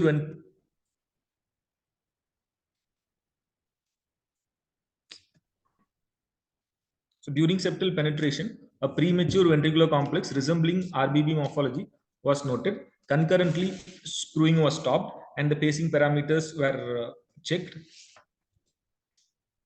So at a decremental output from 5 millivolts. So we have seen the change in morphology at 2 millivolts as evidenced here. In the left panel, the QRS morphology of first 2 beats at 2.5 volts is consistent with left ventricular septal plus myocardial capture. There is neither local capture latency on the unipolar electrogram nor any isoelectric interval on the surface ECG. A QR morphology is noted in V1 with precordial transition in V3 left axis AVL AVR discordance. The left ventricular activation time here is 80 milliseconds and QRS duration is 121 milliseconds. All these suggests that the lead is approximately in the left LV basal inferior septal site of pacing. The third and fourth beats. So as we see, evidently there is a change in QRS morphology, and they are preceded by an isoelectric interval after the pacing stimulus. There is no local myocardial capture on the unipolar EGMs on the down. The ECG morphology is consistent with typical RBB with left anterior hemiblock platen. This is interpreted as conduction system capture with exclusive left posterior fascicular exit to the LV. In the context of a baseline typical LBB, such a selective recruitment of the left posterior fascicle at lower output merits further. So we'll need to elucidate it. And in the right panel, we see a loss of capture at lower output. So here we see an isoelectric line. So this is a pacing spike. There we see an isoelectric line after the pacing stimulus and EGM is pulled out. At high output, we can see local capture as well as myocardial capture. So these are the AVI files which shows the lead position. This is in LAO view, which shows the pacing lead is on the basal aspect. So these are the angiographic projections in various views, which shows our lead position, which is well in the basal area.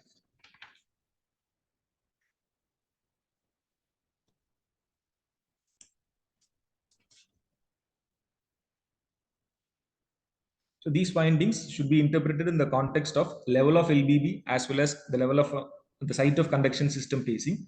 Typically, LBB is more often noted to be intra-Hessian rather than infra-Hessian.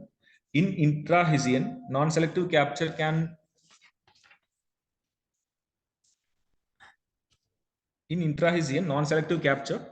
reproduce the ECG pattern as we have seen with high output capture. However, selective capture of the conduction system is unlikely to replicate our findings.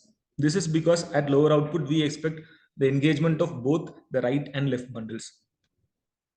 On the other hand, a selective capture of the left bundle alone is more likely with infra-Hessian conduction delay with the pacing site distal to the conduction block. However, again, in our case, the exact reason for selective capture of the left posterior fascicle alone is not very clear. And one possible mechanism may be that the block was not overcome by the lower output pacing, or an additional block can be present distal to this. And this can be the reason for the long pacing stimulus to QRS delay, which is of 50 milliseconds during selective capture.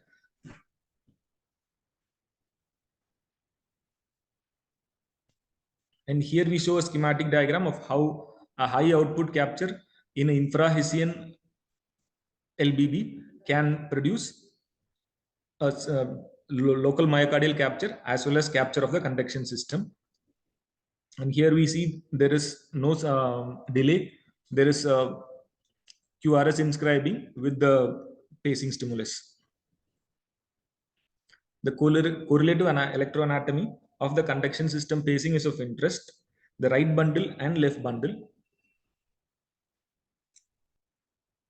The right bundle in the thin left anterior fascicle are anatomically proximate, while the broad left posterior fascicle fans out early in its course. In reality, there are extensive ramifications of the left fascicle themselves with intricate interconnections. This is one of the reasons why left bundle branch area offers a wide target for lead implantation. Therefore, in most circumstances of proximal left bundle branch block with selective or non-selective capture, target area implantation leads to effective recruitment of the LV conduction system and often the right bundle as well. There is resulting in shorter stem to QRS interval and optimal cardiac resynchronization. However, in isolated cases such as ours, with postulated site of implant adjacent to the left posterior fascicle, this variations in electroanatomy with specific patterns of conduction system disease may yield to such unique patterns of selective capture as we have obtained. And this is after a period of 15 minutes, decremental output on decremental output pacing. The findings which we have enumerated above was not present. Here we see the selective recruitment of the left posterior fascicle was replaced by continued non-selective capture, even up to 1 millivolt at 4.4 milliseconds, and which was followed by a loss of capture. Such transient findings with decremental output pacings are an established criteria for conduction system capture. In our case, it could suggest that local myocardial capture threshold improved to that of left posterior fascicle. So we showcase an interesting electrophysiological phenomena of transient left posterior fascicle capture with a long stimulus to QRS interval during left bundle area pacing in a patient with LBB. An in-depth understanding of the correlative electroanatomy and physiology is of paramount importance for elucidating the level of conduction system block and for optimizing the CSP outcomes. Thank you. Thank you, Anberson. I think this is going to open up a huge discussion. I just am wondering, the expert, I think even in the world, who knows about the left bundle branch block and who had been specially invited today, Dr. Gaurav Upadhyay, who is the clinical lead at the famous Chicago University Electrophysiology. Sangeeta, is he in? No, Has sir. he joined? No, sir. He has some work. He told me try to join, sir. Yeah. And so this particular case, I thought we should be discussing with Dr. Gaurav Upadhyay. Doesn't matter. So now we have some more experts here. Narayan Nambudri is still around. Is that right? No, sir. He also. Okay. Daljit had joined. Not yet, sir. Okay, doesn't matter. But we have our own expert, Kartikeya. And John Roshan, are you around? Yes, I am here. Yes. Yes. So, Kartikeya, you have a great insight about the conduction system. Go ahead, make some comments. This is kind of a unique, we thought. Just to demonstrate that the left posterior fascicle can be recruited quite proximally. It again re-emphasizes the longitudinal dissociation occurring much earlier in the course, and why often we find the leftward axis in the beginning and then it becomes all normal because you start recruiting the proximal left bundle because its capture thresholds increase. I think it is just a demonstration of the conduction system rather than actually the clinical benefits whatsoever. So I think Dr. Anindya had contributed significantly to this particular presentation. If Anindya, if he's around, he's still welcome to make his point. Sangi, is Anindya around? No, sir. He's not around, sir. Okay, doesn't matter. So let's invite John Roshan and Kartikeya. Kartikeya to begin with, please. Yeah, so very nice case and very nice demonstration of non-selective to selective transition in the paced morphology by reduction in the pacing output. Now, as very well rightly said, it can be very, very transient, and it's very important to look at it because I feel this is the most important and probably the most specific pointer towards confirmation of bundle branch capture. And if that is present, you are 100% sure that you are capturing the conduction system and your clinical outcome are likely to be good. Having said that, even if it is transient, sometimes as at the end of the case, it could not be seen, one can also utilize the property of refractory periods, which is different in the myocardium and the conduction system. And so a very small drivetrain of 7 to 8 beats followed by an extra stimulus and has very well had been demonstrated by Marek from Poland that can actually bring in these transitions very well and can also be done during unipolar pacing in these cases.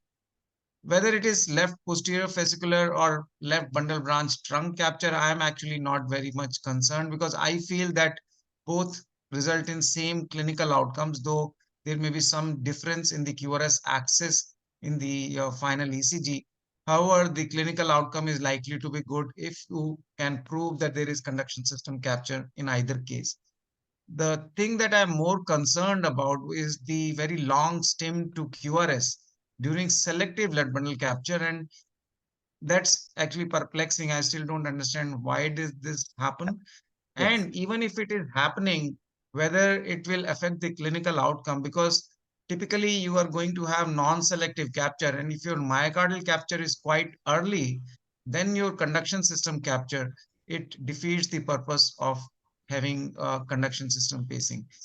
So I would like to know your opinion. And Kartikeya, you see, I think, as usual, you pick the finer, the points during the case. I like that. The the stimulus and the isoelectric duration. Great. You picked it up. You know what? That actually tells where is the disease. Actually, the left posterior fascicle is diseased.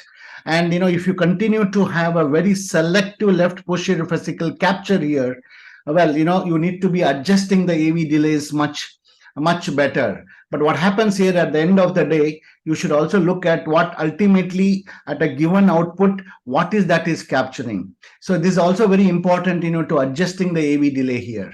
You're absolutely right. And then in this particular case, because of such a delay and a very selective, and if you end up either with a unipolar or a bipolar, this kind of an incomplete or almost like a complete RBVB, I think you are not giving the so-called physiological pacing to the patient. I think Anindya and Anbarasan presented this case today. In case if you are using the EP system, in case if you are really looking at the changes in the QRS morphology, it is just that your understanding about the conduction system would increase. You said you do not really give much importance to the left bundle branch trunk or a vesicle, as long as you know that the conduction system is captured. But I go one step further, Kartikeya, which again can bring up a huge debate and could be controversial. I think as long as you are getting even the septal pacing, so-called ventricular septal pacing, I do not really think there is a data to tell that it is inferior to any one of the left bundle trunk or the posterior vesicle. We are going to be collecting some more data to tell that even the EP system may not be required, etc. So we stop here about this part, but I would like to hear from John Roshan, because he's around, some comments about the traces today. So that's, the traces were very nice and it makes a good academic point for discussion. But like you very rightly hit the nail on the head, I'm not sure whether it really translates to any great clinical difference. Yes. So as long as you get septal pacing with the relatively narrow QRS, I think we've done the best possible for the patient. Yeah, Anbarasan is collecting data. I think he has got cases as many as 50, I think, where he had demonstrated without the EP system how you could prove what actually you are doing. Is it a conduction system capture or just a myocardial capture, septal capture, and all that? So I think he's going to be presenting it later, maybe during the next session. So now we left behind Surendra Punia because I think he was a little busy, but it's my pleasure to invite Dr. Surendra Punia now. Again, a brilliant fellow under the mentorship of Dr. Yash Lokhandwala. Sangi, is Dr. Yash around still? Yeah, Ullas, I'm there. Yes, sir. I wish, sir, you are here with us as long as it is possible to you. So let's invite your fellow, sir, Dr. Surendra Punia. Hello. Good evening, sir. Am I audible, sir? Yeah, Surendra, you are very much audible. Yes. Good evening, everyone. Thank you, sir, for giving me opportunity to present case here. So I'm directly going to case. My case is pleomorphic atrial tachycardia with LV dysfunction. So my patient was 64 years old gentleman and long-standing hypertensive with status post CABG in 2017. And he was presented with having recurrent palpitations since 1.5 years. And pulse rate was quite variable, maximum up to 160 per minute, and sometimes it went down to 35 per minute. And he has been having shortness of breath class 2 with no history of syncope and pre-syncope. On examination, blood pressure was 100/60 millimeter of mercury, pulse was 52 per minute, and saturation 97%. On examination, S1, S2 normal, no murmur, and chest examination was normal. So one ECG that was showing the frequent atrial ectopics and non-sustained atrial tachycardia. And he was on verapamil since 1.5 years. And he was also tried amiodarone for a month, but because of significant tachycardia, the amiodarone could not continue. And around 1 month ago, before the patient came here, we also tried metoprolol, but patient was having continuous tachycardia with variable rates, sometimes tachycardia, sometimes bradycardia. He also underwent Holter monitoring twice in last 2 years that showed premature atrial ectopics, frequent ectopics with non-sustained atrial tachycardias. ECG in sinus rhythm that was showed the QS in V1 to V3 and QRS duration 120 millisecond with left anterior fascicular block with axis leftward deviation with prominent LV voltage and T wave inversions in lateral leads. Recurrent arrhythmias of one morphology with ectopic P waves. The P wave morphology was positive in inferior leads second and third, with positive in V1 to V6, and it was flat in AVL and lead 1. QRS width that was increases during the episode of tachycardia, slight increase in QRS duration during episode of tachycardia. Echo was suggestive of dilated LV with some scarring in intraventricular septum. LA was at the upper side with grade 2 AR, mild TR and mild MR, no PH, with ejection fraction around 25%. RV function was normal. So this was a clinical tachycardia ECG that I said that during tachycardia, the lead second and lead third that is positive, and lead AVF, lead AVL that is flat isoelectric, and there is some widening of QRS complexes during the episode of tachycardia, otherwise narrow during sinus rhythm. V1 and V2, V3 that were positive during the tachycardia also. So we planned for EP study and ablation of this atrial tachycardia because there was only one morphology on the ECG on Holter monitoring or in clinical ECG. So patient was during EP study, patient was in insistent recurrent non-sustained atrial tachycardia. There are some sinus beats and again he was having non-sustained atrial tachycardia. So basal intervals were normal. P wave during sinus rhythm, that duration was 160 millisecond. Positive in lead 1, second, third, V2, V6, and plus minus in V1. During the ectopic atrial P wave morphology, that was in duration 82 millisecond, and positive in third and AVF, and flat in AVL, and positive in V1 to V3. So that all almost similar to the clinical ECG.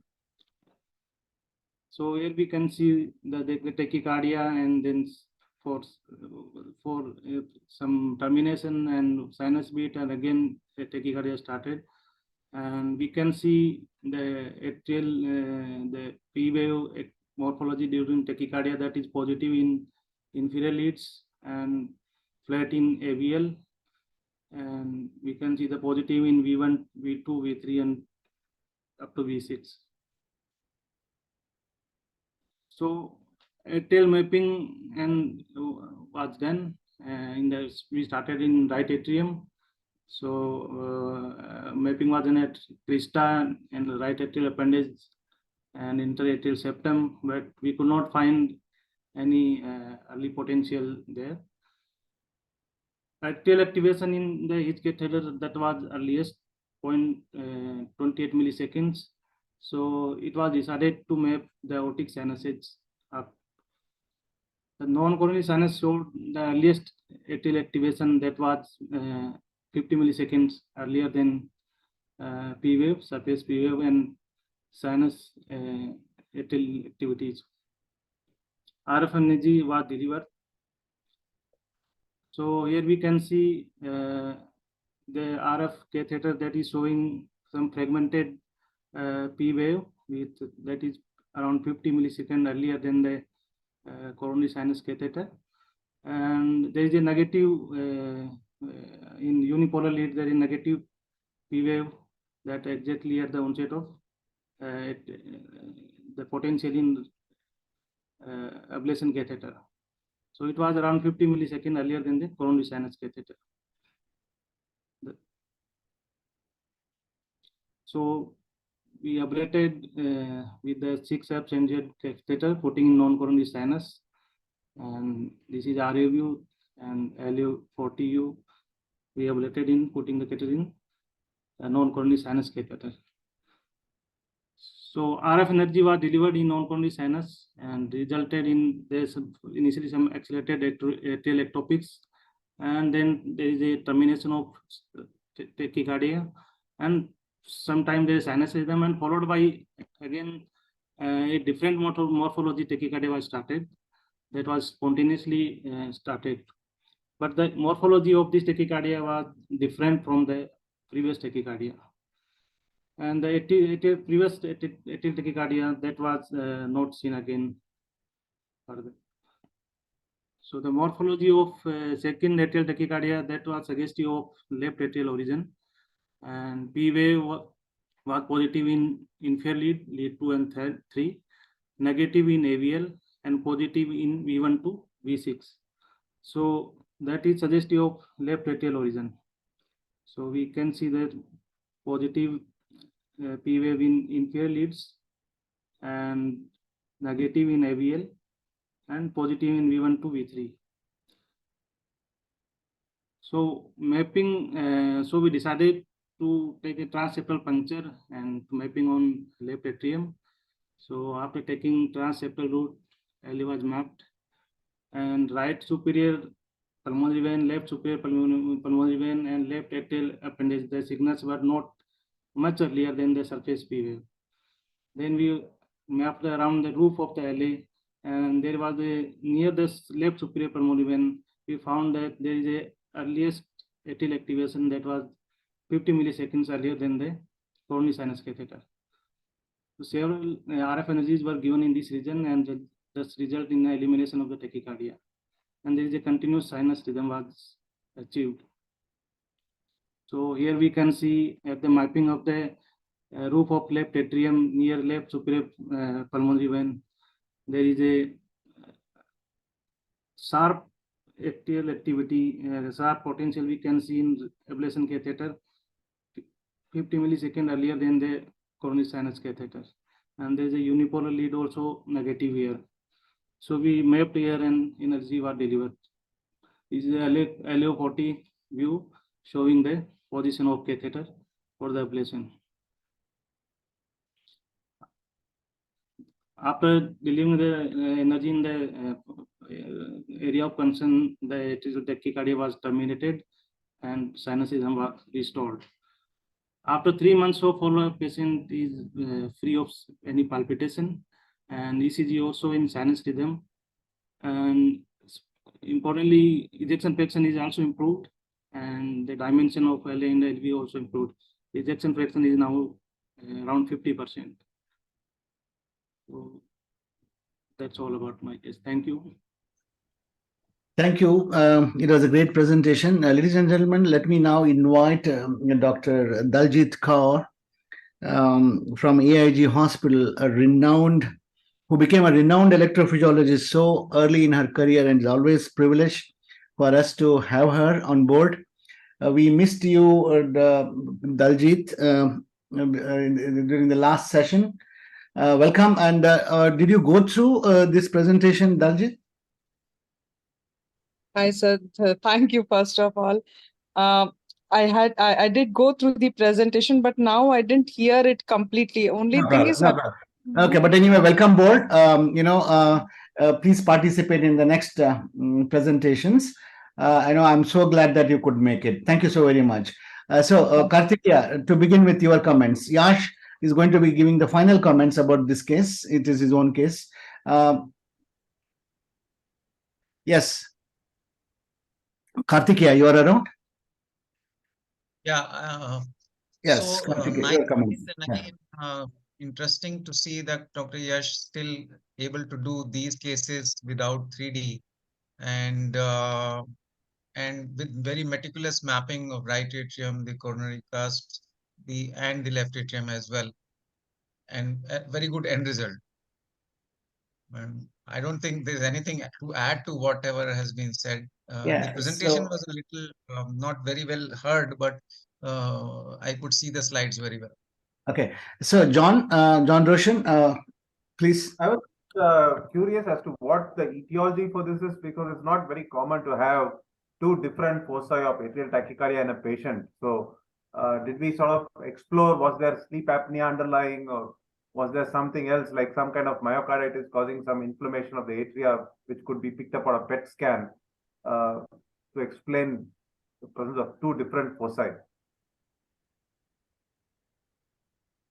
Dr. Yash, your comments, please. Yeah, John, good point, Andhara sir. Even we were concerned. Before that, I think one correction from Dr. Punia, what he presented, he kept saying earlier than the coronary sinus. Actually, the coronary sinus was a surrogate endpoint for the beginning of the P wave. So it should be said, Dr. Punia, from the beginning of the P wave, not the beginning of the coronary sinus. Anyway, John, so you're right. This patient actually was a therapeutic dilemma, because actually he had been advised, you know, what many cardiologists, and sometimes when you're frustrated, when you can't, is pace and give drugs. So he was advised a pacemaker and then give amiodarone. So it was a therapeutic dilemma, and he was not having sleep apnea by history nor by his body habitus. But he certainly in future maybe probably more prone, definitely more prone to develop atrial fibrillation, looking at the fact that there are more than one focus. The other question was, why did the second focus never manifest? All his ECGs only were suggestive of the first morphology, which were available. So one is maybe this one was dominant, and when it was eliminated, the other one sort of looked up. And since there are multiple foci, this patient probably has some amount of probably ischemic heart disease, old bypass, or some scarring of the atria. I don't know in the past. And but there was no, this was going on for 2 years. So there was no active myocarditis to suspect in him, really. Thank you, sir. Yeah, so Nitish, you must be around. Nitish, your comments, please. No, I think, you know, it's a good illustration of fine mapping based on the P waves. But I think I had the same comment that John Roshan had, you know, that this patient has, it's very unusual to see somebody like this. I would just say that, you know, this patient, you probably have to watch out in the future, because this might be the patient who goes on to develop atrial fibrillation. But again, it's good to see teasing out on these things. So I think people have to know the P-wave algorithms, and which are no different from the, you know, QRS algorithms in VT. And again, I think using the surrogate, what Yash pointed out, is very important. I mean, in the lab, it's very difficult to see the P waves, especially in ATAC. You know, many times they fuse with the T waves. So you just take out one naked P wave, time it with an intracardiac signal, which is what Yash did. He said that the CS910 was the onset of the P wave. And then I think you go from there, and that's the best way to map. And 3D mapping will just, you know, put these points in space for you. But yeah, I mean, I think you have to watch out for this patient, probably in the future getting more. So Nitish, I have some questions here. When it is going to be like it initiates and it's incessant and there are no breakthroughs, so that you wouldn't know which is the kind of the P wave it initiated. So it becomes very difficult. I think that's the common situation with respect to atrial tachycardia. Tell me about the algorithms which come along with the 3D electroanatomic mapping system. Do they help you? Definitely, you know, so in 3D map, what you're doing in your head. So an experienced electrophysiologist like Yash, you know, has been doing it for a while. What you do in your head, the 3D map makes it a little bit precise, because they have the 12 lead of the P wave morphology, and they interlay that. So immediately they know the beat that they are picking up is ATAC 1 or ATAC 2. Whereas since you can't see the P waves very well, right, and so you might be mapping something differently, right? Patient might be going from 1 to 2, and you might be collecting points a different way. So which is where I think the role of 3D map is so helping you give it. Absolutely. So, Yash kind of brains, can tease out. But I think for the youngsters to adopt the 3D electrodynamic mapping system would actually help them to proceed to take up more complex arrhythmias. And then I think the 3D electrodynamic mapping and its software every single year. We are lucky we get our systems updated every single year. And there are so many algorithms. I'm not saying that they are accurate, but I think they help you to understand not only the location of the origin of the arrhythmia, but the mechanism as well. Nitish, now, have you got any more comments on this, or should we proceed to another case now? Plus, I would like to make. Yeah, who's this? Karthikeya. Please. Regarding clinical, if I heard correctly, the patient also had history of bradyarrhythmias and syncope also. So he may actually be having sinus node dysfunction, and apart from atrial fibrillation, he is likely to have requirement of pacemaker, if not now, later on. The second thing is, I don't know about Dr. Yash, but I feel if you don't have 3D, triggered mapping is a very good tool that we can use in our conventional EP systems, which is very useful, especially for these focal atrial tachycardias, and I do that routinely for both PVCs and APCs. Dr. Yash, your comments. Yeah, you mean the triggered mode? Yes. Yeah, that is our bread and butter for mapping most things. Yeah. Great. Okay. So I think great case, Dr. Punia. It's just that we couldn't present it before. So now let me invite the upcoming lady electrophysiologist, Dr. Pooja Prasad. Must be very lucky to be under Dr. Narayan Nambudri, Sri Chitra. Pooja, are you ready with your slides? Yes, sir. Am I audible, sir? Absolutely. Yes. Good evening to everybody, and I thank all the organizers for giving me this opportunity to present this case in front of an esteemed group of audience, including master teachers in the field of electrophysiology. So I'll be presenting this case today, which is a common problem with an uncommon location and how to identify this and look for the clues. So I'm Dr. Pooja Prasad, a senior resident at Sri Chitra Tirunal Institute of Medical Sciences and Technology in Trivandrum. So this is my patient, who's a 32-year-old lady who had history of recurrent palpitations and one documented long RP tachycardia which did not revert with usual doses of adenosine and required amiodarone for reversion to sinus rhythm. Apart from that, she has frequent symptoms of tachycardia, and she was referred to us for further management of this problem. So one of the ECGs that we recorded in the outpatient basis did show us the tachycardia. We can see that the tachycardia here in the outpatient ECG, it's bursts of tachycardia are seen, which are a narrow complex, relatively regular tachycardia, which finally degenerates into an atrial fibrillation like tachycardia, followed by reversion to sinus rhythm. So coming to the clues that we picked up from this ECG regarding the location of tachycardia, one was the history of long RP tachycardia, which narrows down our diagnosis to either an atypical AVNRT or atrial tachycardia, PJRT, and the fact that it comes in bursts is more likely to suggest an atrial tachycardia. And coming to the P wave morphology in this patient, so we see that the P wave morphology here is positive in the inferior leads. V1 is not very clear, so difficult to suggest the P wave morphology, but there is some slight suggestion that it could be positive in V1, which localizes the tachycardia to a pulmonary vein origin. Sorry for that. Yeah, so this was the localization using the P wave morphology in our patient, where initially we have to look at V1. We had an indication that it was slightly positive, and we also got isoelectric or negative, which suggests likely that it could be a pulmonary venous tachycardia, most likely from the right-sided pulmonary veins. So this is another figure showing the same thing, where we see the P waves in the right pulmonary venous tachycardia are usually positive in inferior leads, and which also show V1 positivity. So with this, we went ahead with the procedure of electrophysiological study, and we found that the tachycardia was induced during the catheter ablation. So all our baseline studies were done with the tachycardia ongoing. So this is the baseline ECG during the study, which shows the atrial tachycardia. No clear P waves are discernible on baseline ECG here, and the tachycardia cycle length is seen to be 312 milliseconds. Coming to the intracardiac electrograms for this patient, we can see that there is a tachycardia ongoing, likely atrial tachycardia with 1:1 conduction, A to V conduction. And we can see that the tachycardia has a concentric activation across the CS, and also that the earliest activation is seen at his catheter, which again likely suggested the tachycardia. We went ahead and decided to map the RA considering the CGM and the concentric activation. On attempting to entrain this tachycardia by ventricular pacing, we found that we could not entrain the tachycardia, and thus the possibility of orthotropic AVRT was ruled out. And we had only atrial tachycardia as our differential at this point, and we went ahead with the 3D mapping where we attempted to map.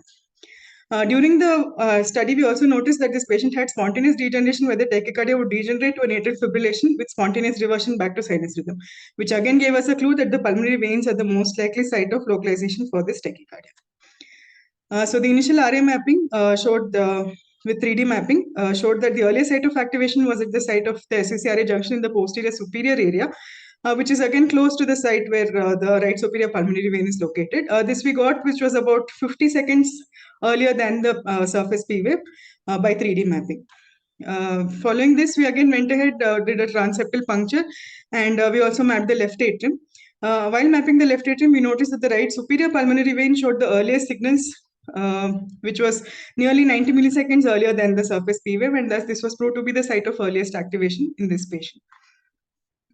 So here, using a HD-crit catheter, we also mapped the left atrium and the site of the right superior pulmonary vein. The rest of the pulmonary vein showed very late signals, suggesting that this is most likely atrial tachycardia, which is originating from the right superior pulmonary vein. Since we had a wide area of activation in the right atrium, this also prompted us to think that the tachycardia did not originate from this area, and it was probably from this pulmonary vein itself. During introduction of the ablation catheter using a flexibility catheter, we had a bump termination of this tachycardia. So this was how the tachycardia got bump terminated with the ablation catheter, which again suggested that that was the site of localization of the tachycardia, and most likely it was a focal atrial tachycardia, which was originating from the right superior pulmonary vein. This was the location where the flexibility catheter, ablation catheter was kept, where we found this bump termination of the tachycardia, which occurred. So we went ahead with ablation and we isolated the right superior pulmonary vein. Isolation burns were given completely, and following this, the tachycardia reversed, and this is the EGM following that, which shows a normal AH and HV interval, a 1:1 conduction with the normal sinus. Attempts to induce the tachycardia were unsuccessful following this, thus showing that the procedure was successful. And the final ECG shows a sinus rhythm with a normal PR interval and narrow QRS complex with no induction of tachycardia. So this was a case of RUPV, ostial focal reentrant tachycardia, which was successfully ablated by isolation of the right superior pulmonary vein using radiofrequency ablation. So there are a lot of studies which show the ablation strategies that should be employed when we identify the tachycardia from the right superior pulmonary vein. This includes cryoablation versus radiofrequency ablation, using a cryoballoon, total isolation, partial isolation, everything has been documented, but we found that total isolation of the right superior pulmonary vein using an ablation catheter is feasible and is the option which was best suited for our patient, and hence we went ahead with isolation of the right superior pulmonary vein with an ablation catheter using radiofrequency.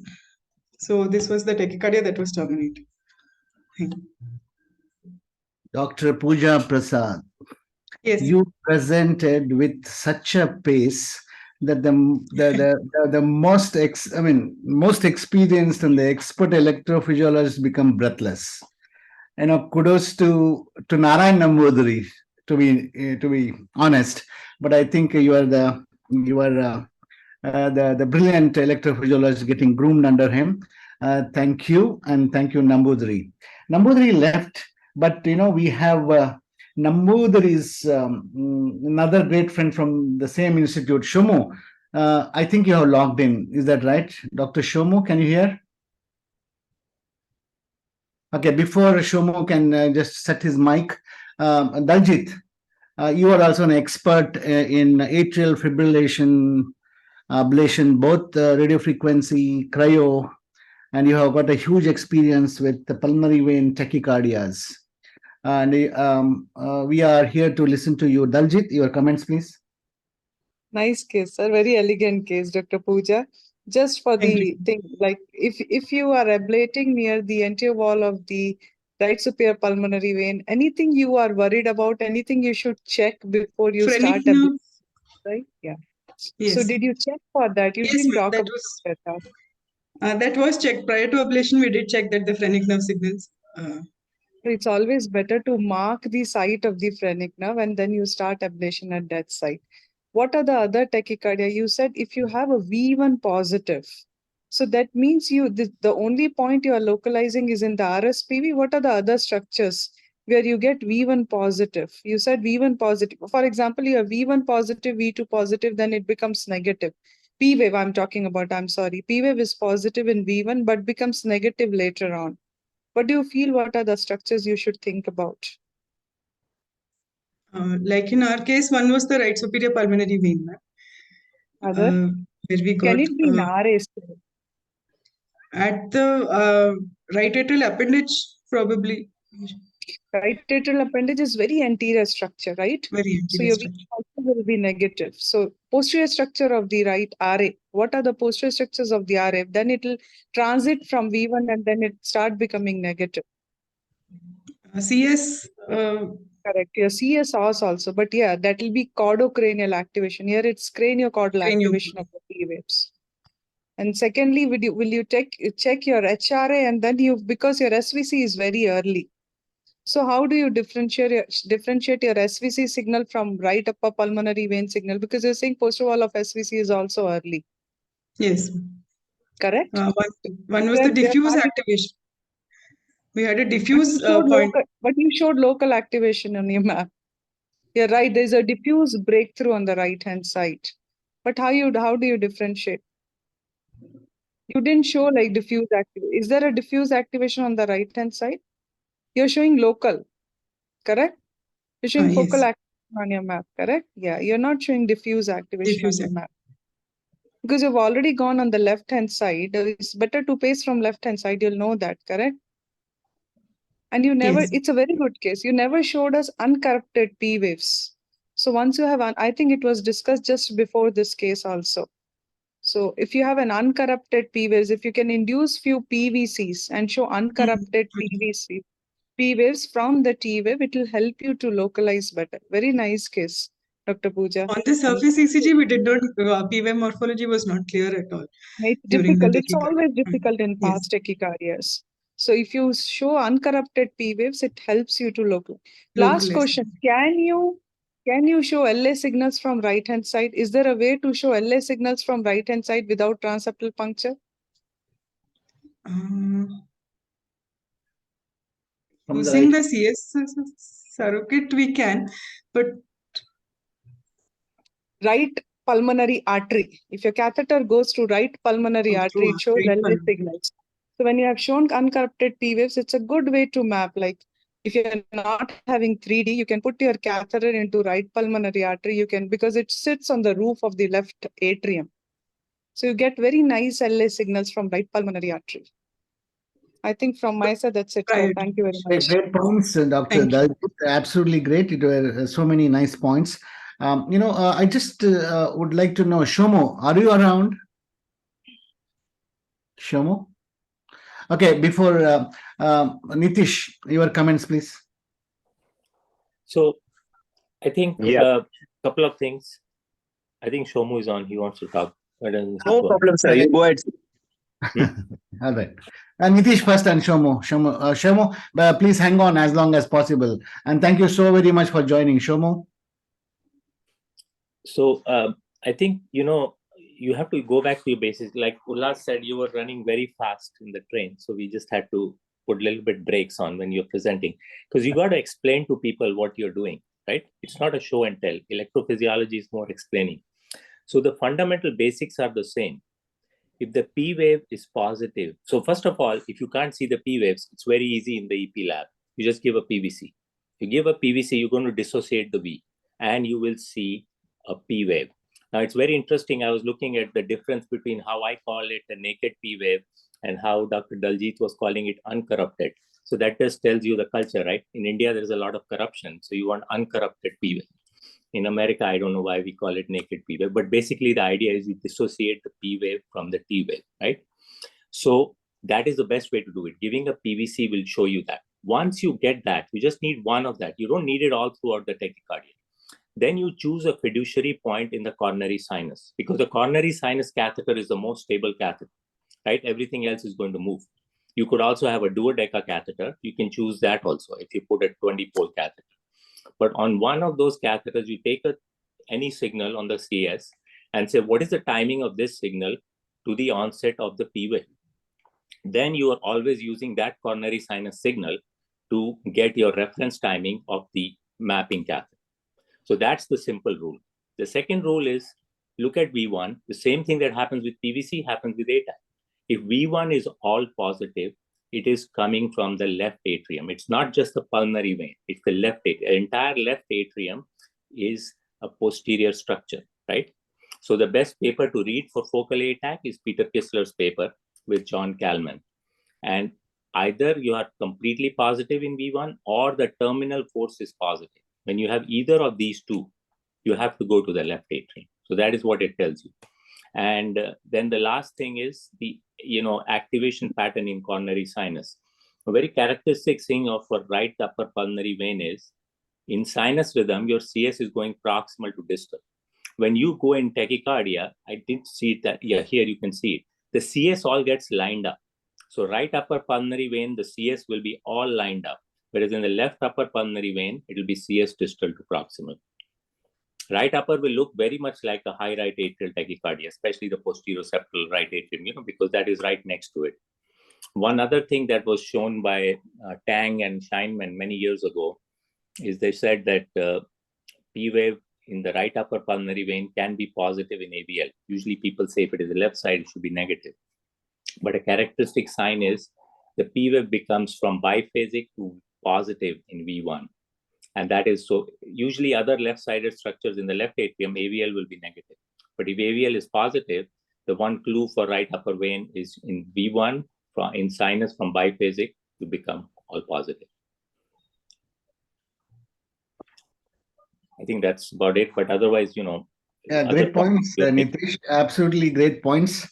Mixed with the political scenario here and there and everywhere.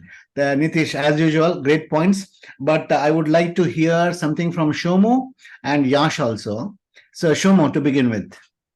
Yeah, so great case as usual. I would just point out that if you have a confusion from right upper pulmonary vein to the right side of the atrium septal area, some clinical clues would be that these patients with the right pulmonary vein tachycardia would have short runs of atrial tachycardia versus sustained tachycardia, which comes from the right side SVC. That is one. And second, as Dr. Nitish has already said about AVL, sometimes if it is from the ostium or from the septum, the P wave will be actually narrower as compared to the sinus because it's from the septum. So if you have a good P wave morphology, you might be able to localize better, in fact. That's the most Dr. Nitish has already otherwise pointed out. Yeah. Shomo, hang around, not till the end, please. Dr. Yash, final comments on this case.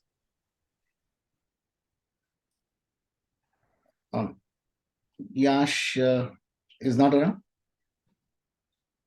All right. Dr. Yash, are you around? He's around, sir. He's around.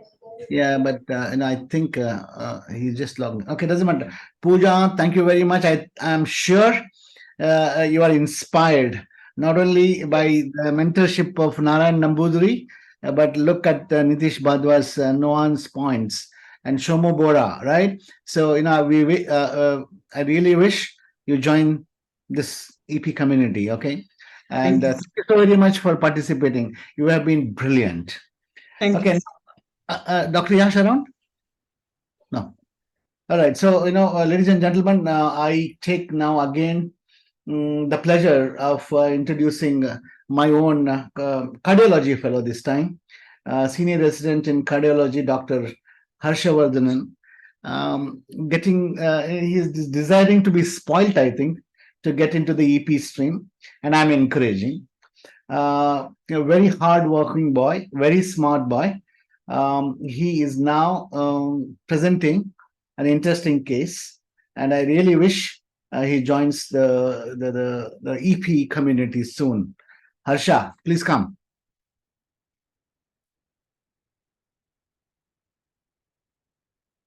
Sangi, is he around? Is he going to present? Yes, sir. He's around, sir. He's sharing the screen, sir. Harsha, just be relaxed, present. You see, what happened this time is the last 2 years in the EP Fellows Summit, only the EP Fellows presented the cases. But this year, thanks to Narayan Nambudri, thanks to John Roshan, and a few more faculty, in fact, Senthil from US, cardiology fellows have presented this time. Wonderful cases. I think that's the good sign. The cardiology fellows are getting into the EP stream. And we heard 2 of the pediatric cardiology residents presenting in the last 2 days. So it's good going. And Harsha, are you ready with your presentation? Harsha is the cardiology resident, trying to be, tasting the waters of the EP field. Harsha, please. Dr. Yash, before Harsha gets into his presentation mode, Dr. Yash, I was wondering, we should have the pediatric cardiology residents to be introduced to the EP science. What are your comments, Dr. Yash? Is around. Sangi is not around, Dr. Yash. Shomo. Yeah, means we have right now Dr. Priyanka, who is a pediatrician, and she has done her fellowship. And we are regularly doing pediatric cases. So unless you have a pediatric EP, their interaction is very less. And unless it's an integrated program. Yes. So you know what, Dr. Shomo, what my interest is, we should make the pediatric cardiology residents to get into the EP program as much as possible, because the country needs the pediatric cardiologists trained to be the electrophysiologists. I think John Roshan is trying his best. So I look forward to even the pediatric cardiologists taking up the EP specialty. Okay, Sangi, our boy is not presenting today, Harshavardhan. Sir, he is presenting, sir. Sir, we have 2 more presenters before him, sir. Okay, so what do? We call whom? We call Dr. Sheikh Mohammed Tahir, who is a fellow in cardiology. Yeah, Sheikh Mohammed Tahir, will call him, and who is getting trained under the mentorship of Daljit Kaur, who is around, who is a faculty today, and he is from AIG Hospital, the EP program run by the most renowned electrophysiologist of the country, Dr. Narasimhan. Dr. Narasimhan and Dr. Daljit must be training Sheikh Mohammed Tahir so very well that we learned so much from him. And by the way, Dr. Sheikh was also there with us for a while. And I take pride in introducing him that he's from Kashmir. I think he has this interest in EP for as many as 10 years since. Very dedicated person. Dr. Sheikh, welcome, and your presentation, please.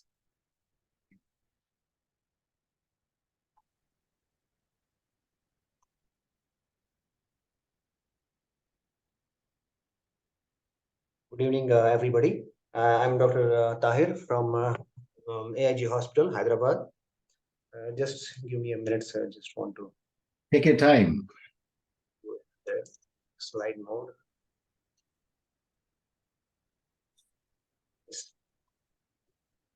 So I'm really highly thankful to Ullas sir for giving me an opportunity to present here in this platform. Dr. Sheikh, make it in a slide mode presentation, please, so we see better.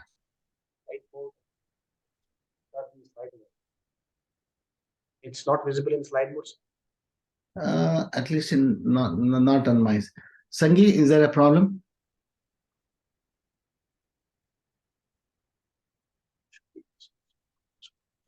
But it's possible from your own computer to put it on the slide show mode.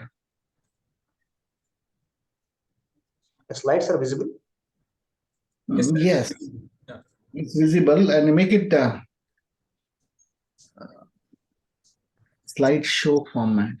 On my computer, it's slideshow. Okay. Yeah, it is. Is there any problem?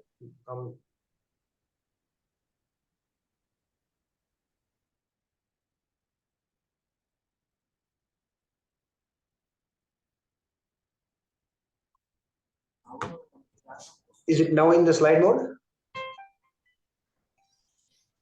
No, sir, it's not in the slideshow, sir. Yeah. You need to flip your screens. Like the monitor, which is the primary and secondary. Go to display setting and see 2 columns will be there. You can change.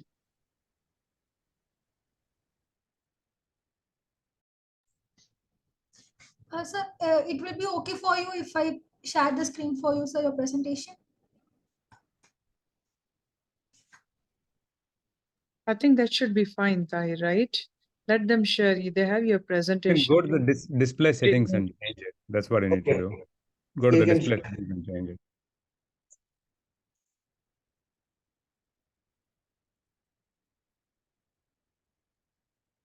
Just swap presenter view and slide bar. Yep, there you go. It's okay now? Not yet. Something is, you may have to do Duplicate your slideshow. monitor. Yeah, you need to do it as a monitor. Yeah, or you could do duplicate. Yeah, that's fine. Excellent.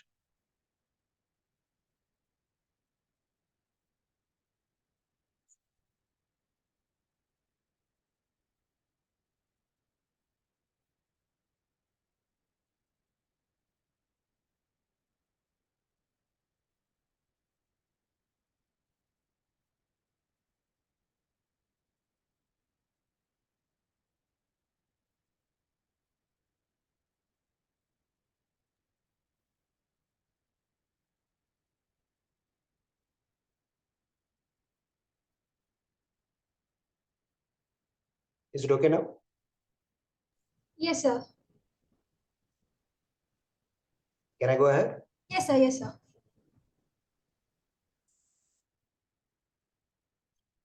Am I audible?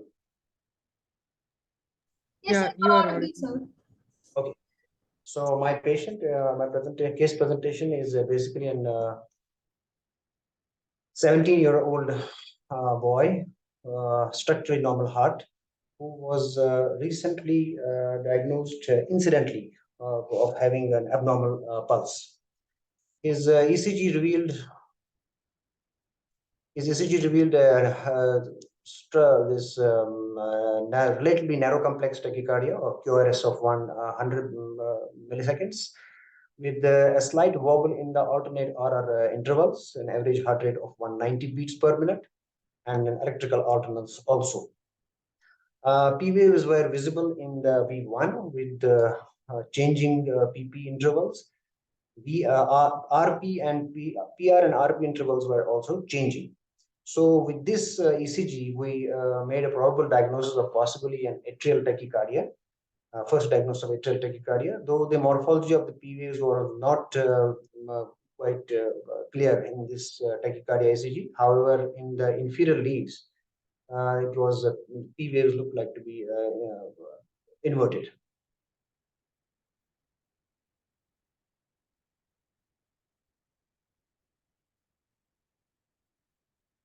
Though this patient was in incessant tachycardia, but one-off ECG sinus we could get, and which showed an RSR pattern in V1, plus there was no baseline pre-excitation. This patient was put on some beta blockers. He was taking from last 5-10 days. However, in spite of that, he was continuously in tachycardia, and only small amount of time he was having in this sinus rhythm. So we decided, because of his incessant tachycardia, we decided to take him for an electrophysiological study. During EP study, when we started, he was in the sinus rhythm. This was the baseline sinus rhythm that was similar to that we saw earlier. His intracardiacs were showing a normal AH and HV intervals. There was no VA at the baseline. We started with 600, 500, and we did it at 600 also, but there was no VA conduction. So while manipulating the catheter, basically this patient started with tachycardia, and here we can see the initiation of the tachycardia. There are some junctions, and then the tachycardia starts in the little part of this screen. And there was wobbling in the cycle length, some wobbling in the cycle length, plus there was seemed to be an 1:1 AV conduction. But soon after he developed this tachycardia, he developed variable AV conduction, and this is the variable AV conduction is having more A's than V's, and the A interval was somewhat slightly changing. So this was a 12-lead ECG at the time of the variable AV conduction. So with this ECG, with the naked or the uncorrupted P wave could be seen. And as we see, the leads 2, 3 AVF were having negative P wave, and one was showing an isoelectric AVL and AVR were showing both positive, and in the precordial leads, V1 was positive, V2 was negative positive, and the rest of from V3 downwards it was all negative. So basically, with this modulus, the P wave in the sinus rhythm and the P wave in the P wave in the tachycardia P wave was narrower as compared to the sinus P wave. So with this morphology, we could make out that this is some chordocranial activation because of negative P wave into 3 and AVR. And AVR and AVL were both positive. So somewhat in the middle part it was coming, so that it was going centrifugally to both AVL and AVR, which were recording the positive deflections. And so far as the precordial leads were seen, V1 was coming somewhere from the middle. So as the initial positive vectors were picked up by V1 and V2, and the rest of the LA vector, the posterior vector, they were then picked up by the V3 to V6 on V3 onwards. Plus the tachycardia P wave was narrower as compared to the sinus P wave, which made it that it was coming somewhere from the septum. So somewhere from the lower septum, middle part, central part, it was coming. So that much we could make out from this uncorrupted P waves. This was the sinus wave, and this was the tachycardia P wave. The tachycardia P wave was definitely narrower as compared to the sinus P wave. So with this, the CS was in the showed bracketing at C5 and C6. The earliest A signals was activity was seen from the 5-6. His A was late, but this 5-6, I will come to the image later. But this 5-6 electrodes, they were near the os of the CS. So the CS os was, again, as we see, it was about 36 milliseconds from the surface P waves. So we decided to remove the CS and take a closely spaced dodecapolar, so as to meticulously map this area near the CS os. So we took a dodecapolar catheter, closely spaced, and put it in the CS. So this area and here also, as we can see, the earliest activity was seen from C7, 8, 9, 10, around this area, which was located near the os of the CS. Here we can see there was a reversal of the polarity also from 7, 8, and 9, 10 were showing slightly reversal polarity, meaning thereby tachycardia P is coming somewhere from there, and it's going in the opposite direction.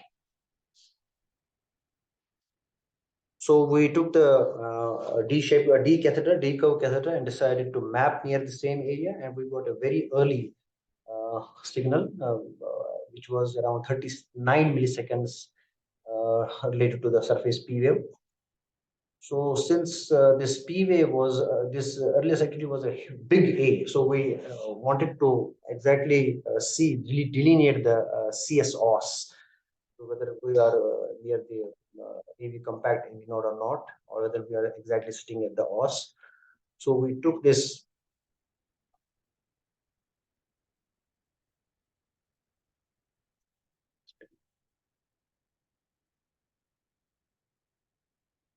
This was the CS position. This was the ablation position catheter, and this was the CS shoot that we did, left main angiogram that we took, and here is the CS os, funnel shaped os, and about 9, 10 electrode, 9th, 7th, 8th, 9th electrode, they are sitting near this CS os. We took this as a roadmap and the ablation catheter there.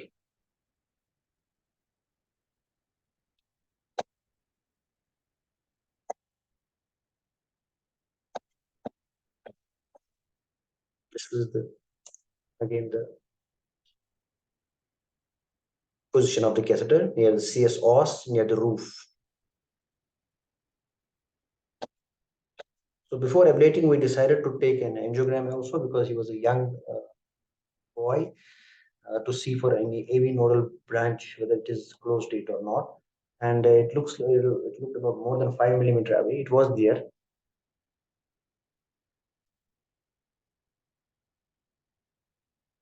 This is another view.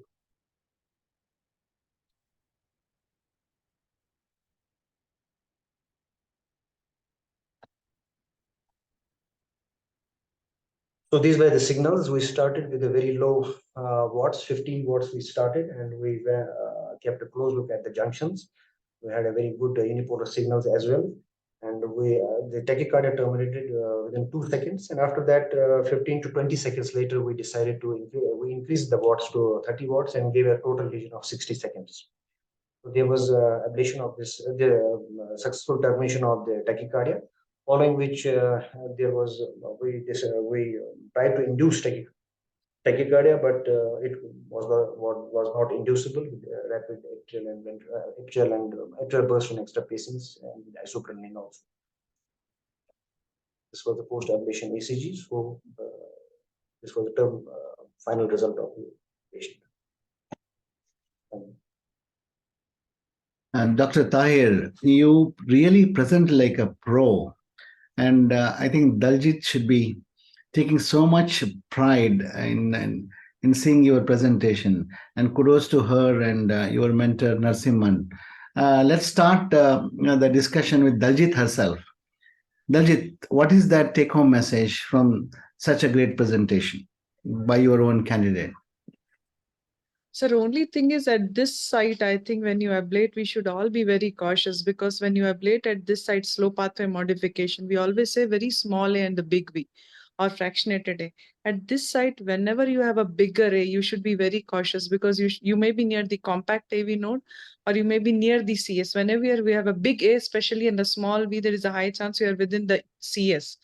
So within the CS, when you're ablating, one is you should be watching for AV nodal branch, although it is more closer when you're in the floor than the roof. But there are case reports where you have injured the AV nodal branch, especially in the kids.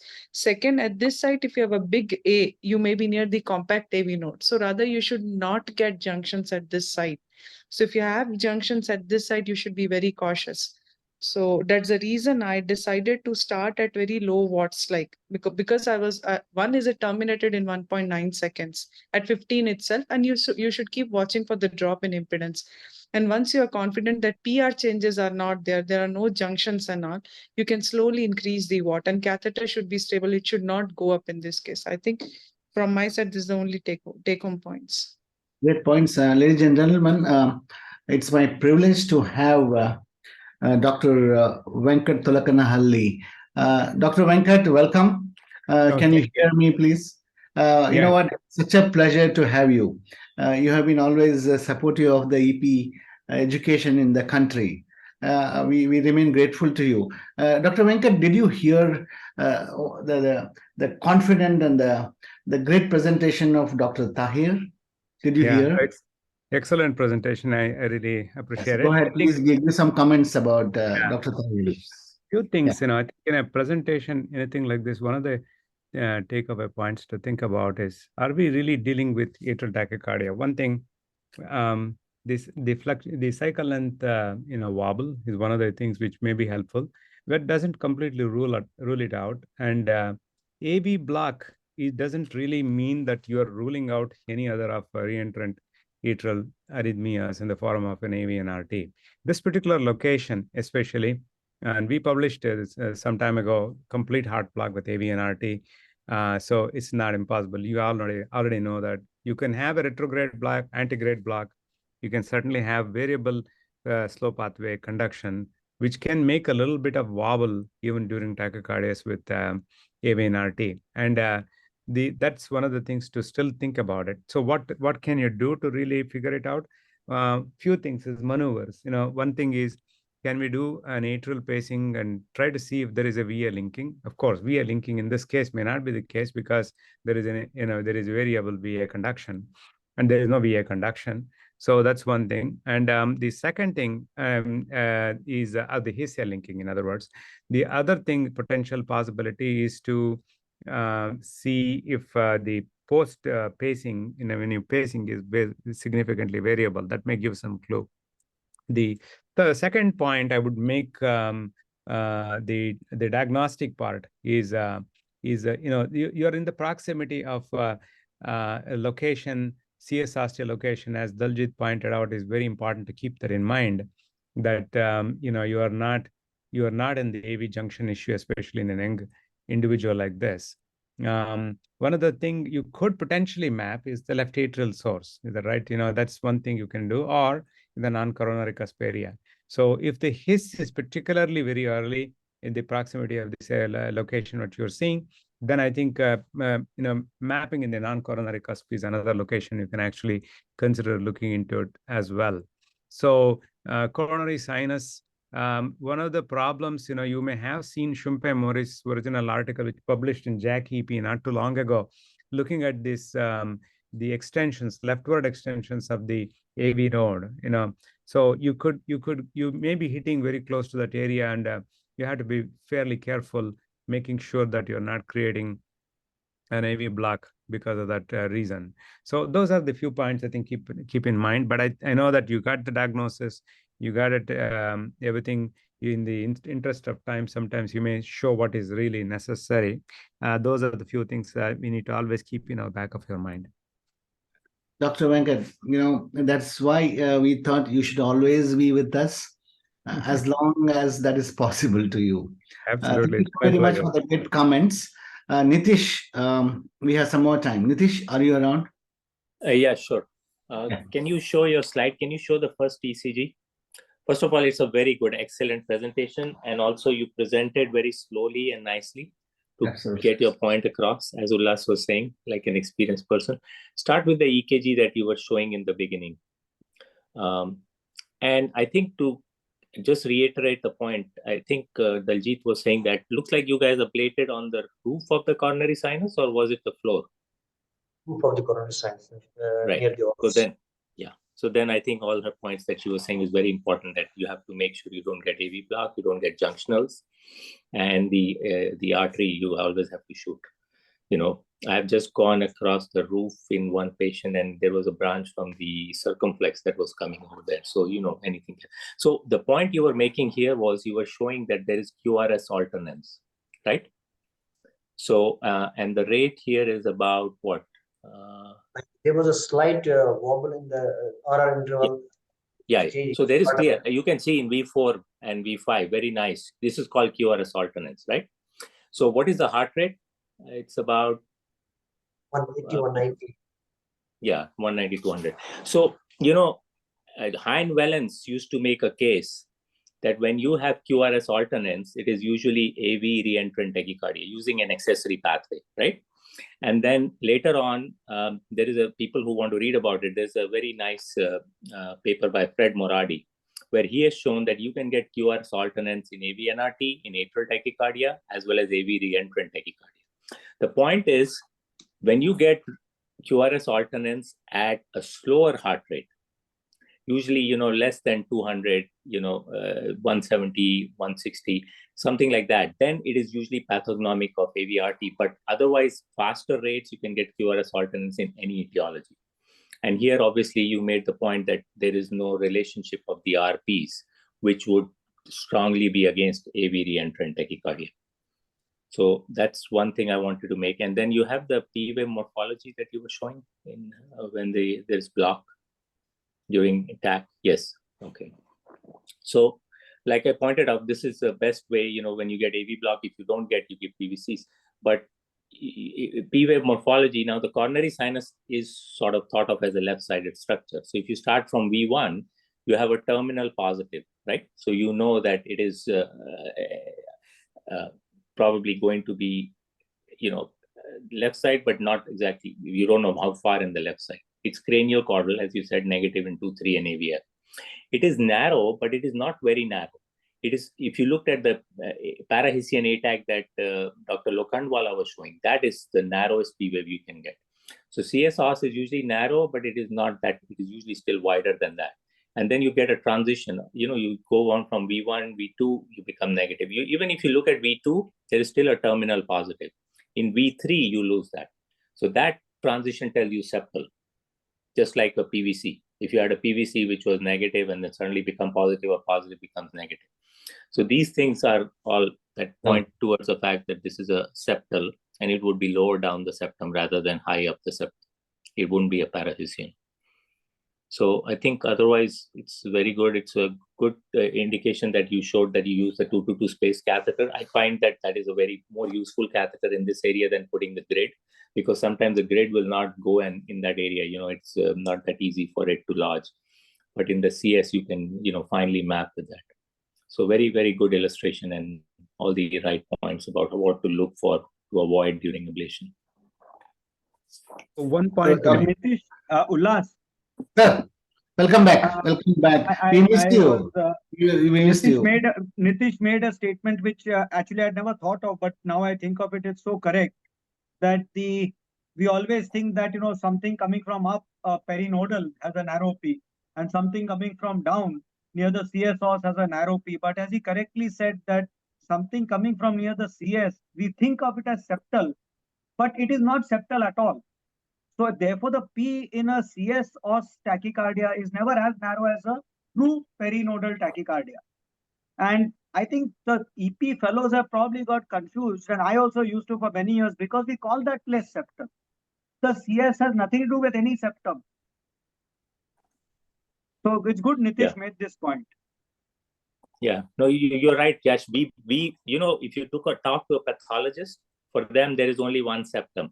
We say anterior septal, mid septal, posterior septal. That is what we are saying for our ablation perspective. But there is no, that is the only true septum is the perinodal tissue. So absolutely.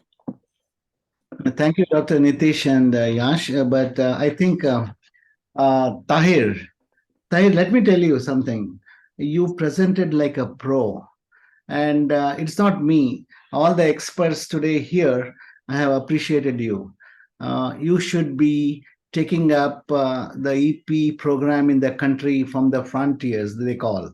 So from Kashmir, you should be leading the EP program. Dr. Tahir, I wish you the very best, and you have been under the best of the brains. Daljit is around, Nasimin is around. I always you the best, Dr. Tahir.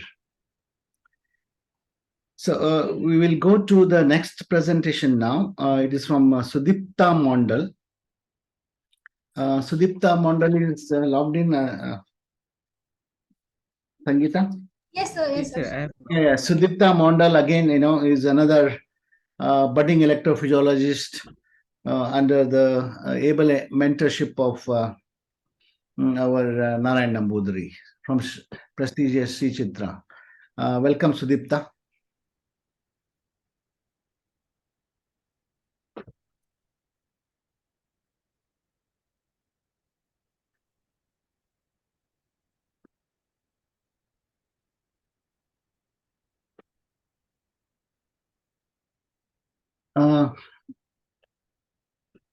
Before he sets up, Dr. Venkat, do you want to add one or more points about the discussion going on?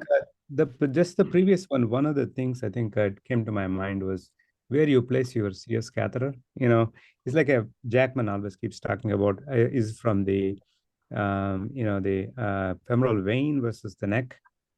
Depending upon if you are particularly focusing on your roof of the coronary sinus can be quite big. And especially in the presence of AV and arteries, you see a lot more bigger coronary sinus ostium. I think in a situation like that, I think if you're particularly focusing that way, I think having the coronary sinus catheter from the groin may actually get you more to the roof of the coronary sinus as opposed to the neck area. So I think that decision can be made. Sometimes you used to put in 2 catheters in the coronary sinus just because of that reason. So to precisely look into those aspects as well. Great point. So welcome, Sudipta. Your presentation, please.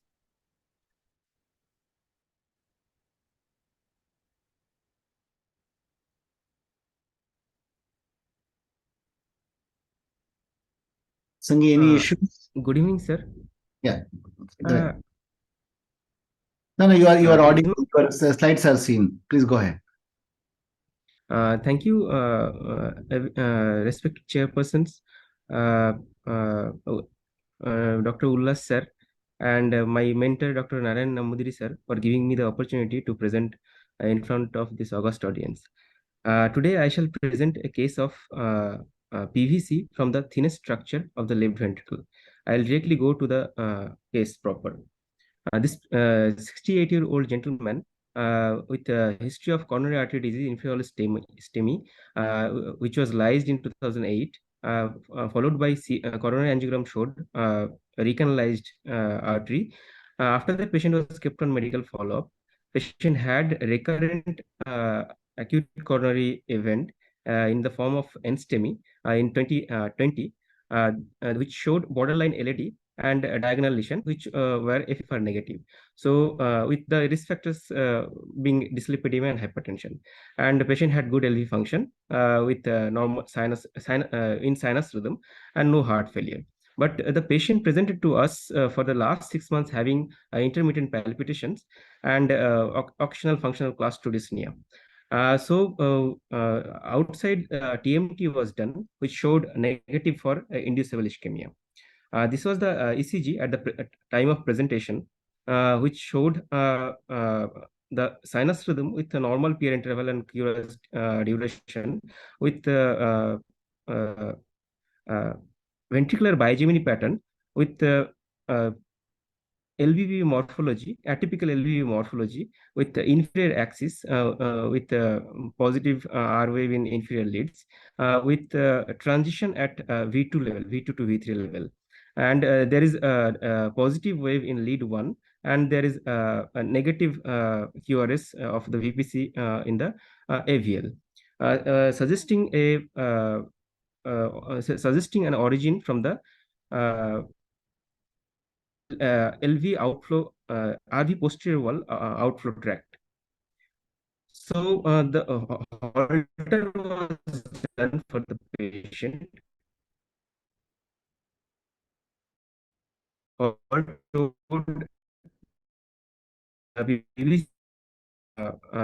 PVC ablation. This was the chest X-ray, which was essentially normal. So baseline ECG and the EP lab, we confirmed the presence of bigeminy with the same clinical VPC is shown in this ECG. So at the baseline EGM, the age interval was normal, which was 90 millisecond, and the HV interval was also normal, which was 44 millisecond. And the coronary sinus catheter was kept. It was not very deep, but as we can see, far away, probably the origin of VPC far away from the LV summit. But it's not confirmatory, but it is indicative. So we posterior VPC, we went ahead with mapping of the RVOT. After mapping from the posterior RV. Sorry to interrupt, sir. So your voice is breaking, sir.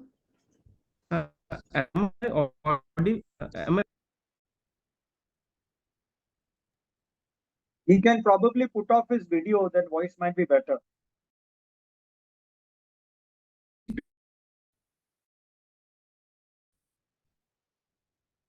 Okay. Am I audible now, sir? Yes, sir.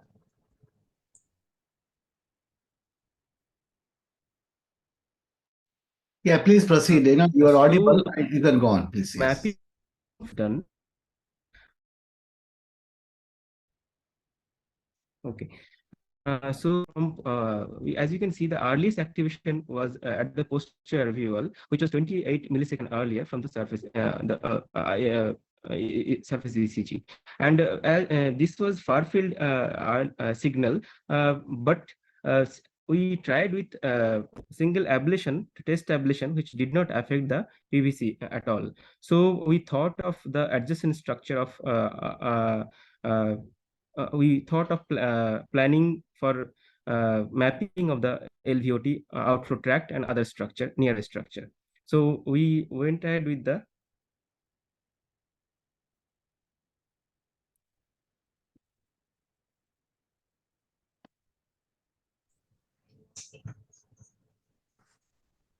So your voice is not audible, sir.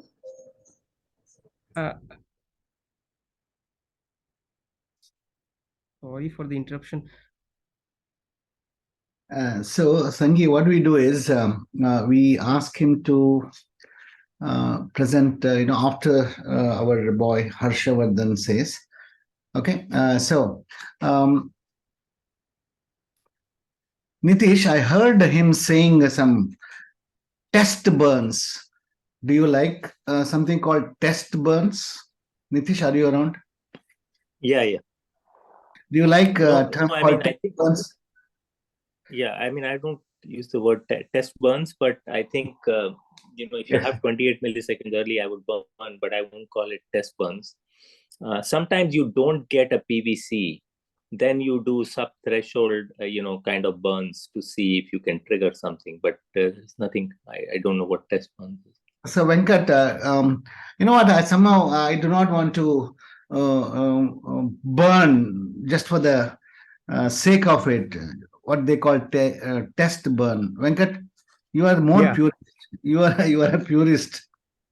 Yeah. Well, no, the thing is, the good point. I think the more sometimes you try to burn and cause edema, and you're muddied. One of the things which I really want to ask that particular one was the looking at the sinus QRS morphology and the Venkat, PVC. you know, it so happens that unfortunately, you know, we lost the connection. His network is not great. But you know, we just talk about the his topic was aortomitral continuity. What a science that is. People call it, I think, dead end tract or something. So I thought we will be discussing about it. But anyway, in the absence of his presentation, Venkat, shed more light on this entity, AMC, PVC, burns, and all that. Please. Absolutely. You know, as you know, I think one of the important aspects is the anatomical structure, left coronary cusp and the anterior wall of the mitral leaflet. It's a continuous sheet of structure, basically. And sometimes you have this fibers, which is actually extending from the coronary cusp. Usually it doesn't gets into the actual mitral valve itself. It actually goes to mostly the anterior aspect of the muscular bundle. So when you are talking about AM continuity, that's where you're physically thinking in terms of where actually it is inserting. It's anterior portion in that junction of that continuity. So the classical description, the PVC description, when you really looked at that particular PVC, yes, you know, the AVR was deeper compared to the AVL. And that made you think it's a lot more towards the rightward as opposed to the left, more towards the AM continuity location by looking at the morphology. And then the early transition. The transition was fairly early. So it falls into the left side. Venkat, can I interrupt you? Nitish, do you have something in your hand to show something about AMC? Some slides you have, the anatomy, something you have? Would you like to share with us, or Venkat, you would like to show something? I do have. I can actually pull one of the cases. Yeah, please. You know, you take your time. You know, you take your time. We would love to know. We'd love to know that AMC area and a little more about his EP science. Venkat? Certainly. certainly. Okay, before Venkat puts it up, Nitish, your commentary, please, about the AMC arrhythmia. So I think I just want to put one plug in about anatomy.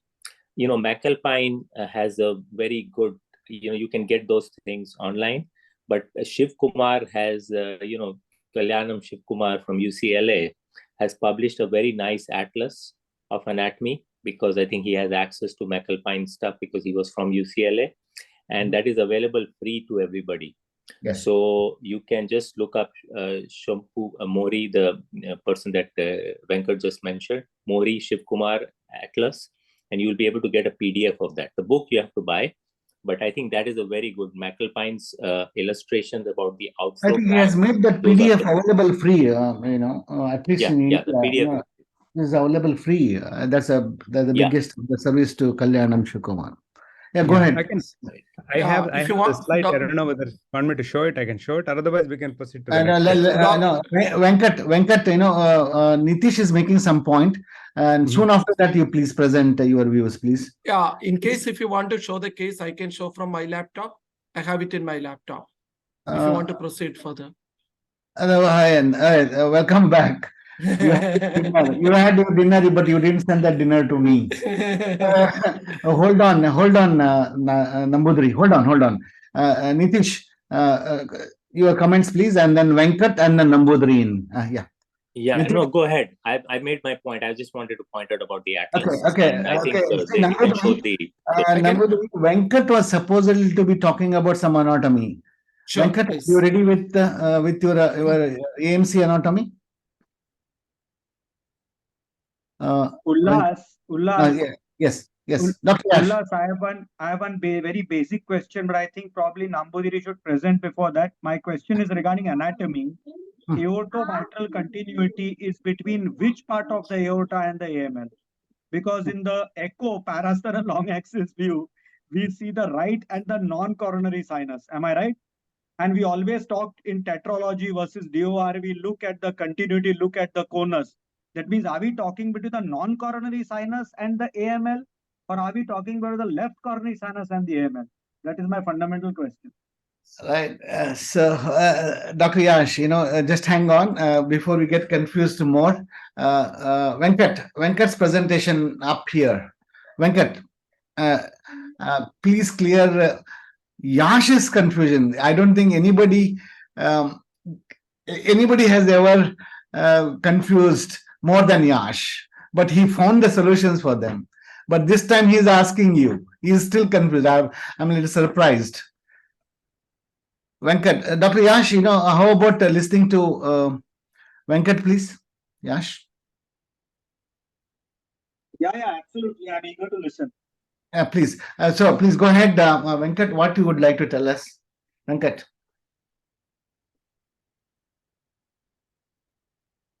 Sangi, is he online? Yes, sir, he is there, sir.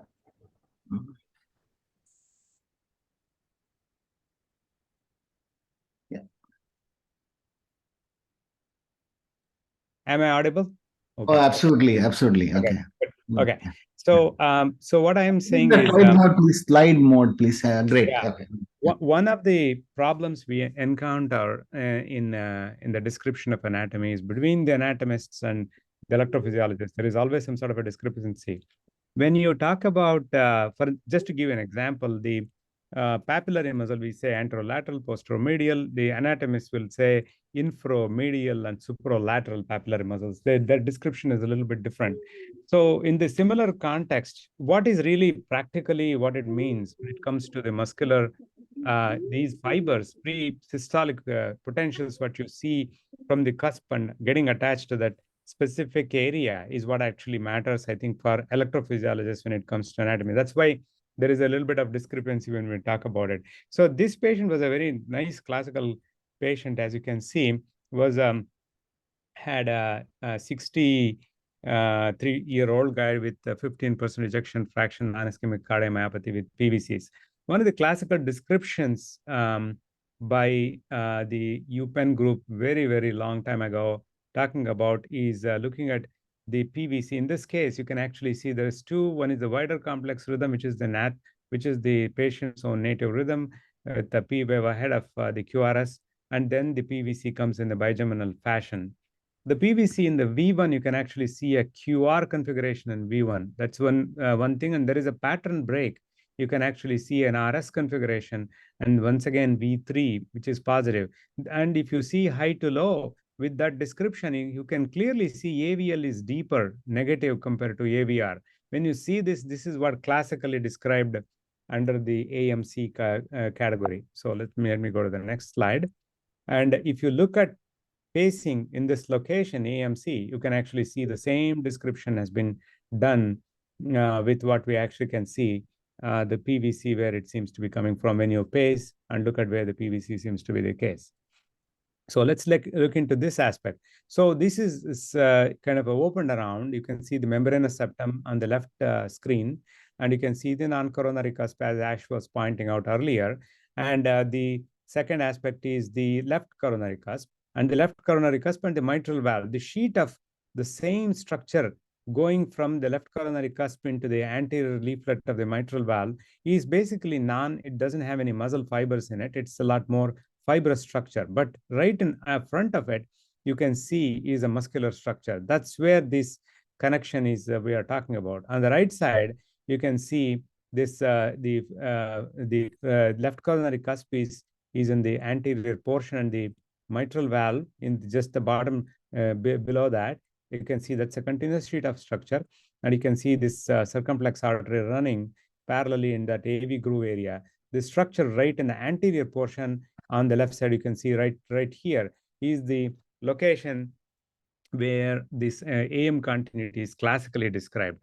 So when you look at this one in this particular case, you can see where this clinical PVC and this particular PVC, when you actually, the pace PVC look like.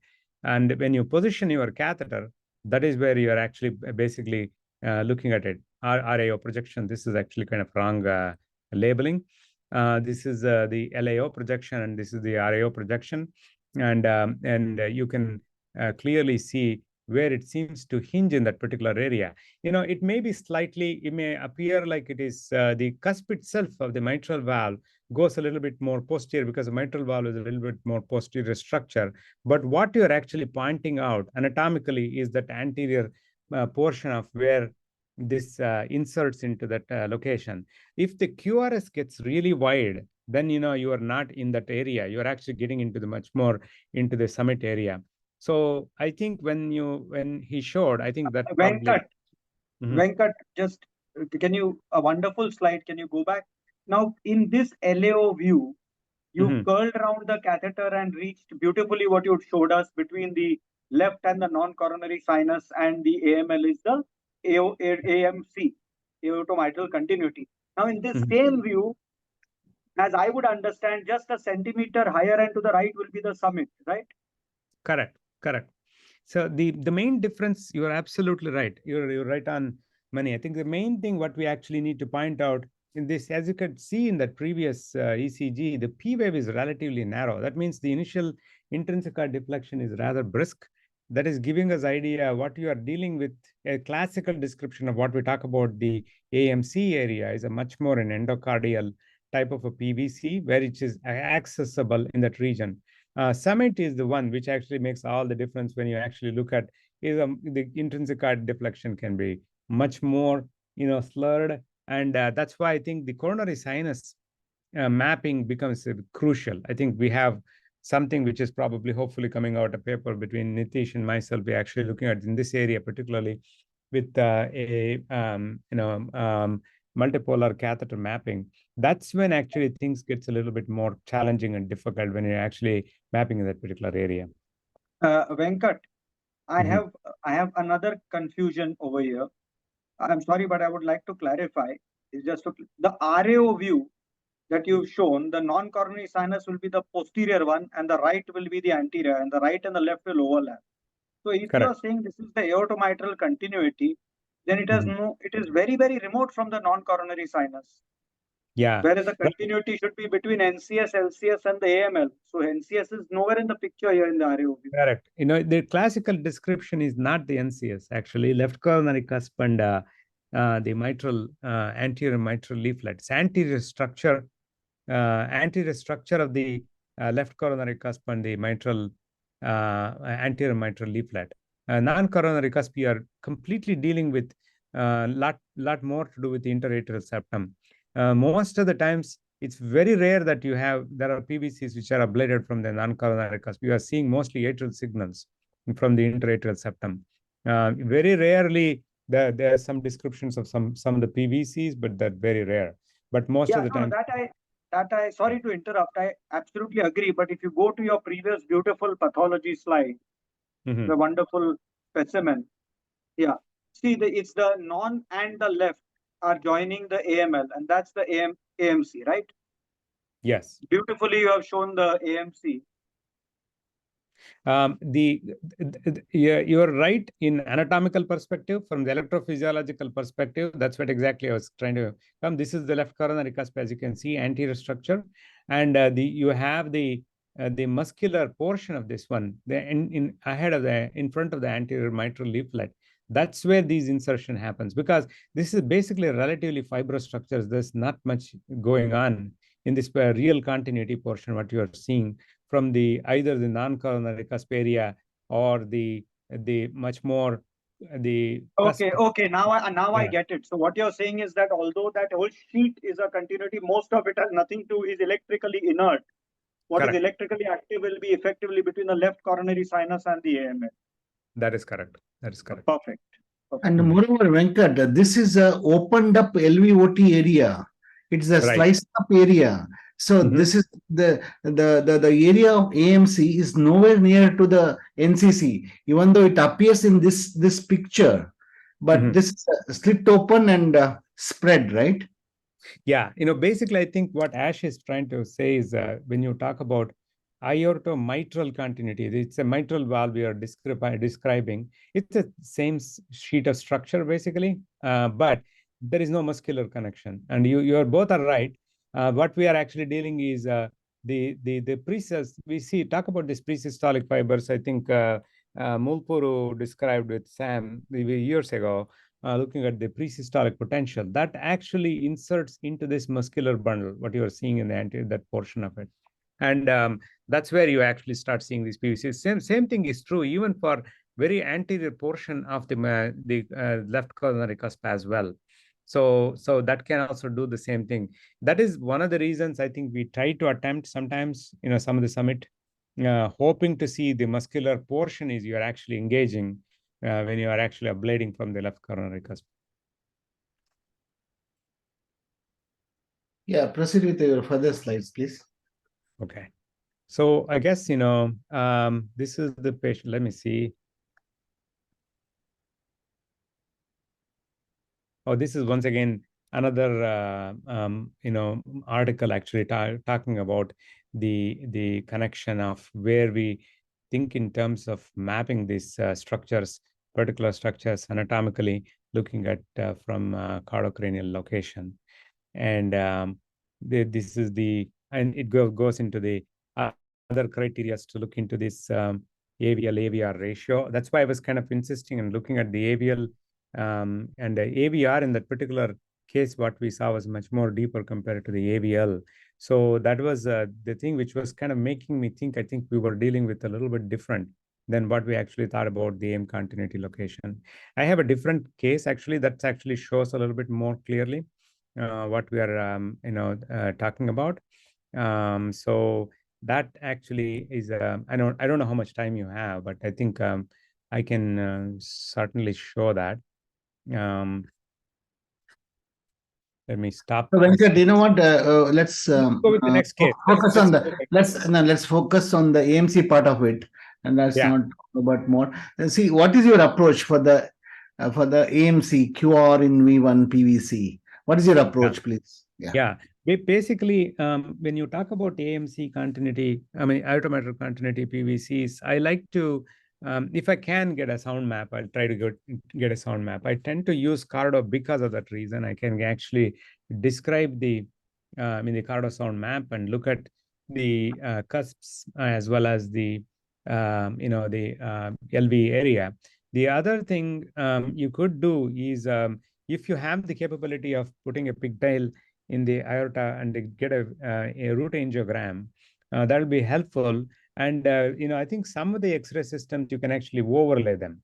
So you can actually overlay in the live view. So you can actually have that available as an anatomical landmark or the roadmap for you to actually place your ablation catheter in that particular location.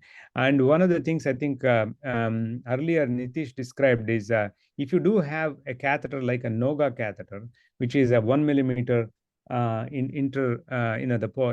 bipolar distance, you can actually pick up those prepotentials. Those are the few things you could do between the cusp and the aortomitral continent, because one thing happens is it's very, very close proximity in that location. So I typically like to do only retrograde in this particular aspect as opposed to transeptal approach, because approaching transeptally is a little bit more challenging. So once you prolapse and go in the bottom of the left coronary cusp and pull it up, and then you start rotating towards the mitral valve, anterior portion of that mitral valve, then you'll hit that particular area where you actually get this location. In this case, I think because summits are, you'll never find a real QS because because the origin is somewhere else. But in this case, you will most of the times you'll find a nice QS unipolar signal where you can actually find this particular location for an ablation. Dr. Venkat, so wonderful, so wonderful. Last, can I just ask one question to Venkat? Oh, no, you are supposed to be giving the final comments about the entire AMC PVCs so that we can proceed to the next. I was about to be asking you to give you the final comments. Nitish. Yeah. So Venkat, as you very nicely showed, the area between the aorta and the mitral is the only place where you have the muscle fiber.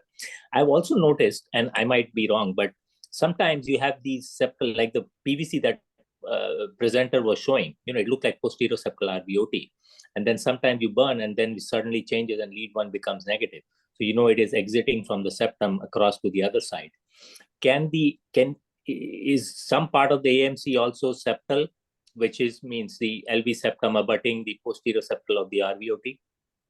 Very good question. Or is it some other? So yeah, that's, I think one of the things I was kind of insisting, looking at the patient's own native sinus rhythm. How is it placed in relationship with the PVC? It is possible, because RVOT, it all depends on how much is unfolding aorta. It is going a lot more horizontal as opposed to much more vertical. So I think the aortomitral continuity can vary. I think you're absolutely right, Nitish. I think we need to take that anatomical consideration. That's why I think Shivkumar always talks about it. When you talk about LAO, RAO fixed views, fellow says, oh, I need LAO 50, RAO 30. That's kind of it's a moot point. It doesn't make any sense because every patient is so different how the heart is, kind of placed. So you are absolutely right. Sometimes it makes us feel how much is this aorta is kind of placed makes all the difference. You may be able to tackle that way. That's why I think I have a very low threshold to map these areas with either a coronary wire or two French catheters, so that I can actually bracket them as much as I can.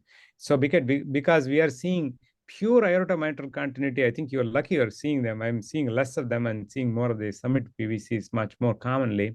So maybe I think we have a more lower threshold to really look for other locations because of that coronary sinus mapping areas. I mean, all these points are definitely, I think, we need to be kept in mind. Absolutely, Venkat, so many things you told, we should be keeping it in mind. I was looking at it, the chat box. Daljit, one final comment from you. You're trying to say something about the AMC and the left pulmonary artery. Daljit? Daljit, your voice is not clear. Should I complete the case? I can just show in a minute. Yeah, absolutely. Okay, maybe Daljit's the line is not so okay. So, Nambudri, 5 minutes for you. 5 minutes for you. I'll just show the case only. 1 minute. Just can I share? I mean, you got to share all that knowledge, Nambudri. That's the purpose. And okay, you please finish the case. I said 5 minutes.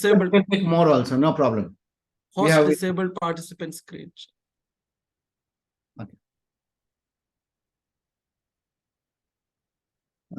Yash is still around?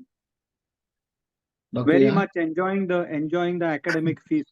So before Narayan Nambudri, you know what? I was wondering, Dr. Yash, the AMC Yeah, is not been. the Please allow me AMC to of share. history. I think for our electoral, I mean, we don't really care whether it's the AMC or the LCC or whatever. The best of the signals is that what we are burning, and then retrospectively we analyze. I think was it Please. AMC or LCC? Actually, please allow me to just before Nambudiri gets to try, in between, I also was so intrigued that while Venkat was talking, I called up Bharat Dalvi. And I said, from KEM days, you taught us that in Plaque's view, you decide between tetralogy and DORV. And he also got stumped by my question. So you are known to make people get stuck. Yash, what is news? I'm not permitted to share. Can you allow me No. to share? Sangi, Share screen. make him. Yes, sir. I'm doing so. So Venkat and Nitish, I wish you are going to be around till at the end of the show, please. Certainly will be. Yeah, thank you. Thanks. Yeah. Yes. Of course, I've not gone through these slides since I ablated this case. So pardon me if I. So this, in fact, the posterior wall of the RV, it was, of course, not a test burn. We got some 28 milliseconds early. And of course, before we take an arterial puncture, we wanted to try our luck. Of course, it can also be called test burn. Then we took an arterial puncture, and this is just to delineate. We have only one arterial line, so we didn't keep a catheter in the coronary before ablating, but we just wanted to clarify it. And keeping the catheter and merging, of course, with an NSIGHT, we can clearly delineate with the help of electrograms the location of the sinuses. Here you can see it is in the left, as Yasha suggested, anterior and posterior RA and LAO would clearly delineate with a close proximity to the NCC also. This is the catheter at LCC, and mapping at the LCC had given a reasonably good signal, 28 milliseconds, not much earlier than what we got at the right ventricular side, but you have a near field signal. Of course, once you see a better signal, this becomes a far field. Then RFA was given here, and it terminated within 10 seconds. And of course, it recurred. And this is, you can see the location here, unless the case what Yash sir had shown, it is slightly lower down. Whatever we have observed is that if the catheter is facing down and at the valvular end, and you get it disappears, next to look for is the aortomitral continuity. Instead, if the catheter is somewhere here and facing somewhere this point, it is often closely related to this triangle of Bork and Moshak, or the, non-accessible area of the LV summit. This is what we have observed. And the RFA in LCC, and then the catheter comes here, aortomitral continuity. There are two approaches. Of course, this is difficult to get in, and it happens when you get in, enter into the, if you get that, that is the best point. What happens is that this is actually the intervalvular fibrosa. This is the NCC, and this portion is devoid of this, it's a fibrous trigone area. So you don't have any signal there often, or maybe you don't, mainly fibrous tissue. And slightly anterior, if you extend, it comes between aorta, anterior mitral leaflet and the left coronary cusp. There you get the signal. This can be approached by pulling it from the anterolateral AMC also, anterolateral mitral valve also, another approach. And so much better signal here, 36 milliseconds. And the ablation, 4 seconds, it terminated. And we gave some, of course, after the test burns, we gave some consolidation also, 30 plus 60. And overall, it was a pleasant experience. It disappeared well. I don't know if it adds anything more. This was the location and post RFA, and good result. So from BBC, can you go back to that mapping? So between the RVOT, This No, one, no, Venkatji? This one? no, the Insight map. Okay, Insight. Okay, this one?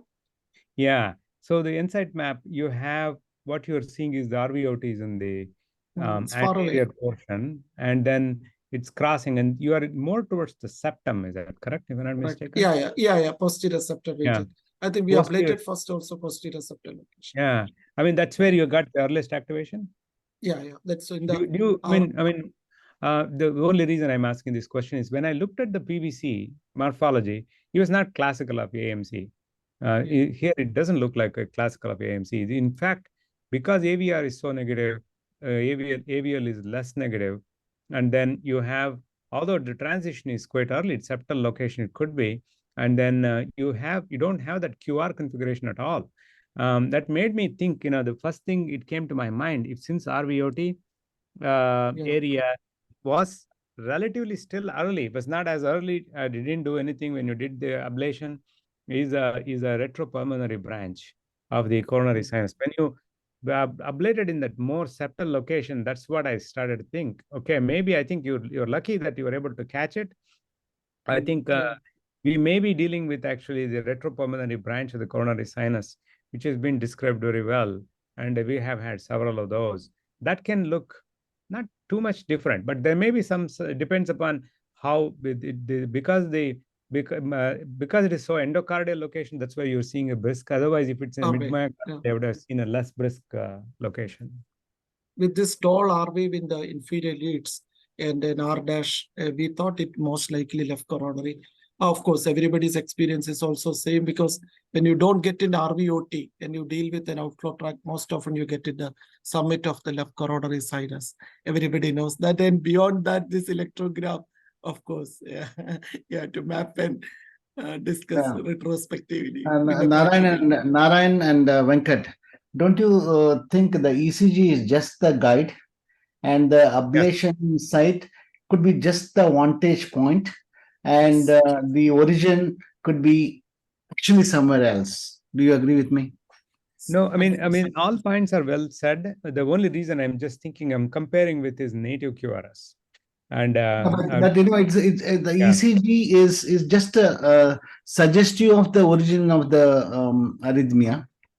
Yeah, ablation is not the proof of the site of the origin of the arrhythmia. Right. So, do you have a LAO picture of this where the ablation catheter was located? So, Ullas, just below the LCC. Nitish. So Ullas, I think bring his case together. So Nambudiri, this is not a description of an AMC. Okay, what you have dealing with, start from the beginning. Where he was saying far field in the RVOT. So show the EKG that you had.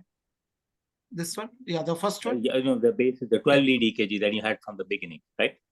Yeah. Which is very characteristic. So if you look at this EKG, this is very characteristic of posterior septal RVOT, because lead 1 is positive, right? But as Venkat is pointing out, the QRS transition is happening earlier than sinus rhythm, and you have a small R wave in V1, V2, right? So that makes you think posterior septal RVOT, it could be cusp, it could be other side LVOT, right? Now, in people who have posterior septal RVOT, it could be coming from deep within the septum. That is what he's referring to. So in these cases, what we have done is, we always map in the CS. You have to go way far out. If you put a CS catheter from the neck, through that you can put a small wire, and you want to cannulate the posterior septal vein, which is what he's referring you to. And if you went there, that would have been the earliest site, deep in the septum. When you burnt in the RVOT, that was an appropriate site to burn because you were 28 milliseconds early. But what you did is you shifted the focus to now exit from the other side. It is coming from deep septum, and that is why you went to the LVOT, which is you were on the septal side of that thing. It's not the AMC area. AMC area is what Venkat was showing, is anterior to the left and the aortomitral mitral valve. So you basically got a septal PVC, and if you had a wire in that posterior septal branch, that would have been the earliest site. If you want, I can share you one slide actually that may actually show you what I think Nitish is talking about. So Venkat, I hope that presentation of yours could be about 2 minutes. Yeah, less than 2 minutes. Okay. I just But, want to show you this- the location, just for anatomical reasons. Yeah, but this wave, if we keep in RIO view, it is more like a aortomitral, no? If we extend a little bit, You should be more anterior, you know. Yeah, anterior. extend. This looks a little bit septal to me. That's what I was a little bit. This is very septal. Yeah. Nambudiri, I agree, because it seems to be abutting the his, I mean, adjacent to the his catheter in this view at least. Yeah, little. Let me share my screen if there is something. Sanjay. I'll just. In fact, the ablation was slightly anterior. In LAO, it was like abutting. But so the moment you pull, it comes out of the. Nitish, the site of a successful ablation is not the site of the origin. Do you agree with me? Yeah, absolutely. Especially in these outflow tract diseases. Yeah, you know, I think they are just the vantage points, and the energy cured the arrhythmia from little away from there. Yeah. So you can see here. This is a gentleman. I think. Hold on 1 second. So this is a combination of two different things. I just want to show you, point out. Look at this particular PVC, what you're seeing here.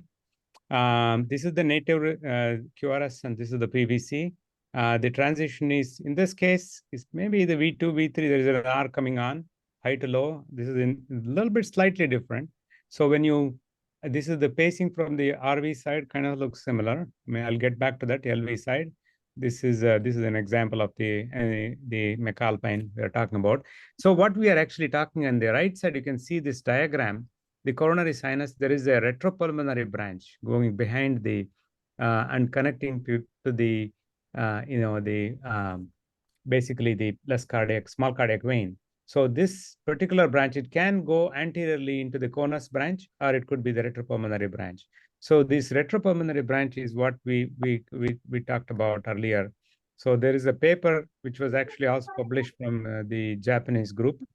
And what we did in this case, you can actually see this is the two French catheter going through the Baylis system into that particular branch, what we are talking about. So when you look at that particular branch, when you pace from that one is identical to where the PVC is coming from. So what we ended up doing in this particular case was, it looks like as if it's like in the septum area when you take the earliest point. That's exactly what you actually showed. But what we did was, ablating there didn't make a difference. This patient actually, in fact, had a bipolar because of other reasons. But we ended up doing was this micro catheter in this particular branch, and we injected alcohol. When we injected alcohol, you get the combination of PVCs of both types. So that's this was a lot more of a VT, but I just want to show you the location where this particular location where mapping is crucial, sometimes between the RVOT, LVOT area. And that's basically what it is. Okay. Thank you, Venkat. Yash, one final comments. Final comments is let's move to the last case, and then you can follow what Venkat injected last. Okay, Dr. Yash, without you, nothing tastes better. Okay, so you know what, ladies and gentlemen, let's invite our own boy, Harshvardhan. Are you ready with your presentation?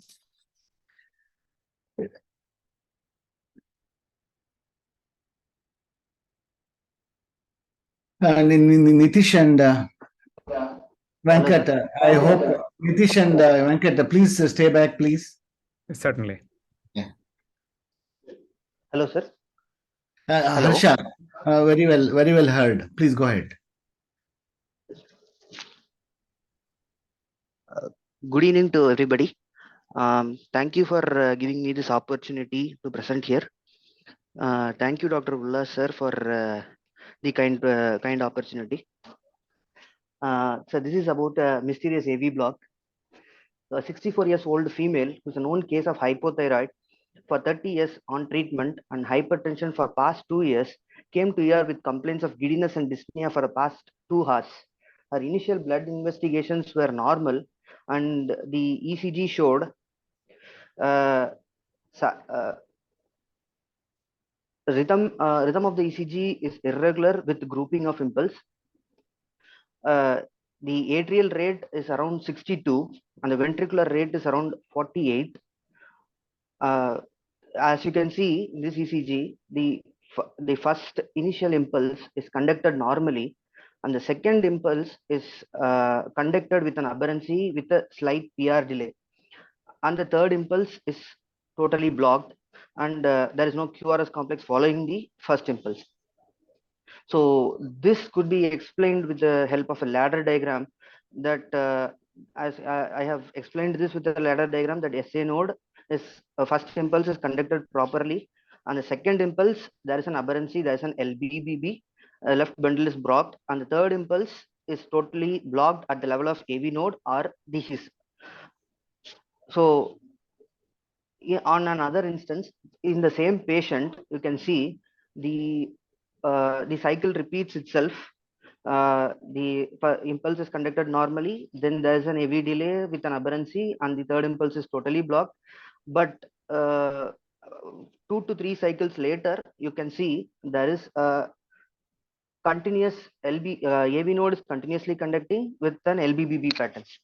So this again is explained with the help of a ladder diagram, showing that initially there is a similar cycle of AV block LBBB followed by AV block, and then the previous impulse is blocking the LBBB, blocking the LB from conducting itself.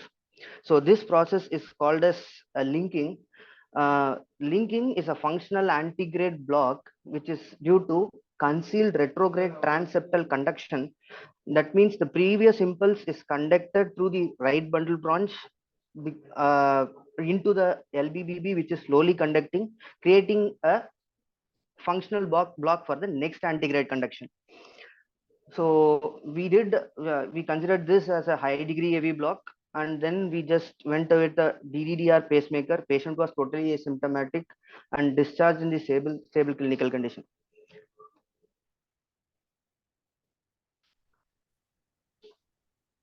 Thank you, sir. Harsha, you'll have to show from the beginning, and Nitish, Yash, and Venkat will speak. You just learn. I think it's a great EP phenomenon. To begin with, Nitish. Yeah. So I wanted to ask you one thing. You clearly showed you nicely with your Nitish, would you be kind enough? You do not ask him. He just there to present this. That's a big thing. So Nitish, your commentaries only. Please don't ask him. Okay. No, I thought, you asked to find out some reason. So my question was, when the patient has a prolonged PR interval, why does the left bundle block, right? Because you are actually slowing conduction. So usually when you get blocked in the bundle, either you get blocked because you are racing up and you hit the refractory period, or you get blocked because you're slowing down and then blocking, right? So the fact that you're slowing down and blocking tells you that this is actually infrahissine disease. This is more like phase 4 block, right?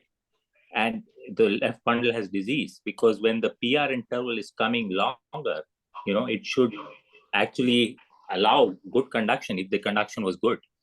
The fact that you slow it down and you got left bundle branch block that itself is a marker that you have infrahissine disease. And then I agree with you that subsequently, if you are perpetuating it, once you get blocked, yes, you can invoke the concept of concealed conduction. But the first thing that should come to your mind is when your PR is prolonging, why is the bundle blocking, right? It should not block at a slow rate. Whenever something blocks at a slow rate, that's more like a phase 4 block. And that is always pathological. So, definitely the patient needed the pacemaker. Great points. Venkat, your inputs? Yeah, I think this case, is one of those my favorite cases where we can actually potentially explain a lot having an electrocardiogram. The reason why I say that is because we published years ago. I think when I did this case, I got super excited on one of the patients. I have Venki Bach at different levels, AV node and then His and the infra His. And then the reason why I got excited was Fred Murari said, "I'll accept before you write the paper." So it was that exciting. The reason why it is important to know intracardiac is the concept. When you talk about concealed conduction and looking in terms of block, pseudo block, true block, and phase 4 conduction block, you need intracardiac electrocardiogram in order to explain. Of course, in the interest of time, and when you look at these patients are symptomatic, you end up doing pacemaker eventually. That's a different story. So if you had an intracardiac electrocardiogram, as Nitish was pointing out, when you have a PR interval gets longer and there is a block, there is a conduction system goes into a block, unless you have a different conduction properties of the left bundle, which is less likely the fact. It's usually left bundle is a tachycardia mediated block as opposed to right bundle, which is a longer refractory period. You have some form of infranodal conduction system abnormality. What could be the case? Could it be possible that there is a concealed His extrasystole which actually came in and caused this infranodal conduction delay, or which caused subsequent was a block, pseudo block? In fact, what you have a P wave could also be a pseudo block due to concealed His extrasystole, because the patient has a diseased conduction system. So that's another potential thing which you could have actually deciphered from that particular location. So those are the things I would say possibly is a very good one to. I have example for that. I actually show you that one if you want. But so there is something which we can keep that in mind as a potential reason to think why these things could particularly happen when the subtlety of the PR interval prolongation is being very subtle, and you still have that bundle branch. Makes you wonder you are dealing with an infranodal conduction abnormality. And what you explained with concealed conduction is absolutely right. That's, I think, is known. In fact, I have a very nice example tracing and explanation of the relief of the bundle. You see the conduction abnormality happening, in the upfront, but it gets relieved. That also can happen, and to break the peel back of the refractoriness. So that is something to which I would probably is very exciting to see if you have an intracardiac. Dr. Venkat, it is just that, the time doesn't permit me to extend the discussion, but I know you are the treasure of the information about the electrophysiology. How nice of you. You stayed back. Nitish, thank you so very much. Dr. Yash, as usual, and all the faculty who stayed back. And Harsha, I know your case has inspired all those people who had logged in, and they will, I hope they will learn the EP. So, before I conclude or wrap up this session, let me just say a few words of gratitude. Let me share my screen, please. Am I allowed to share my screen?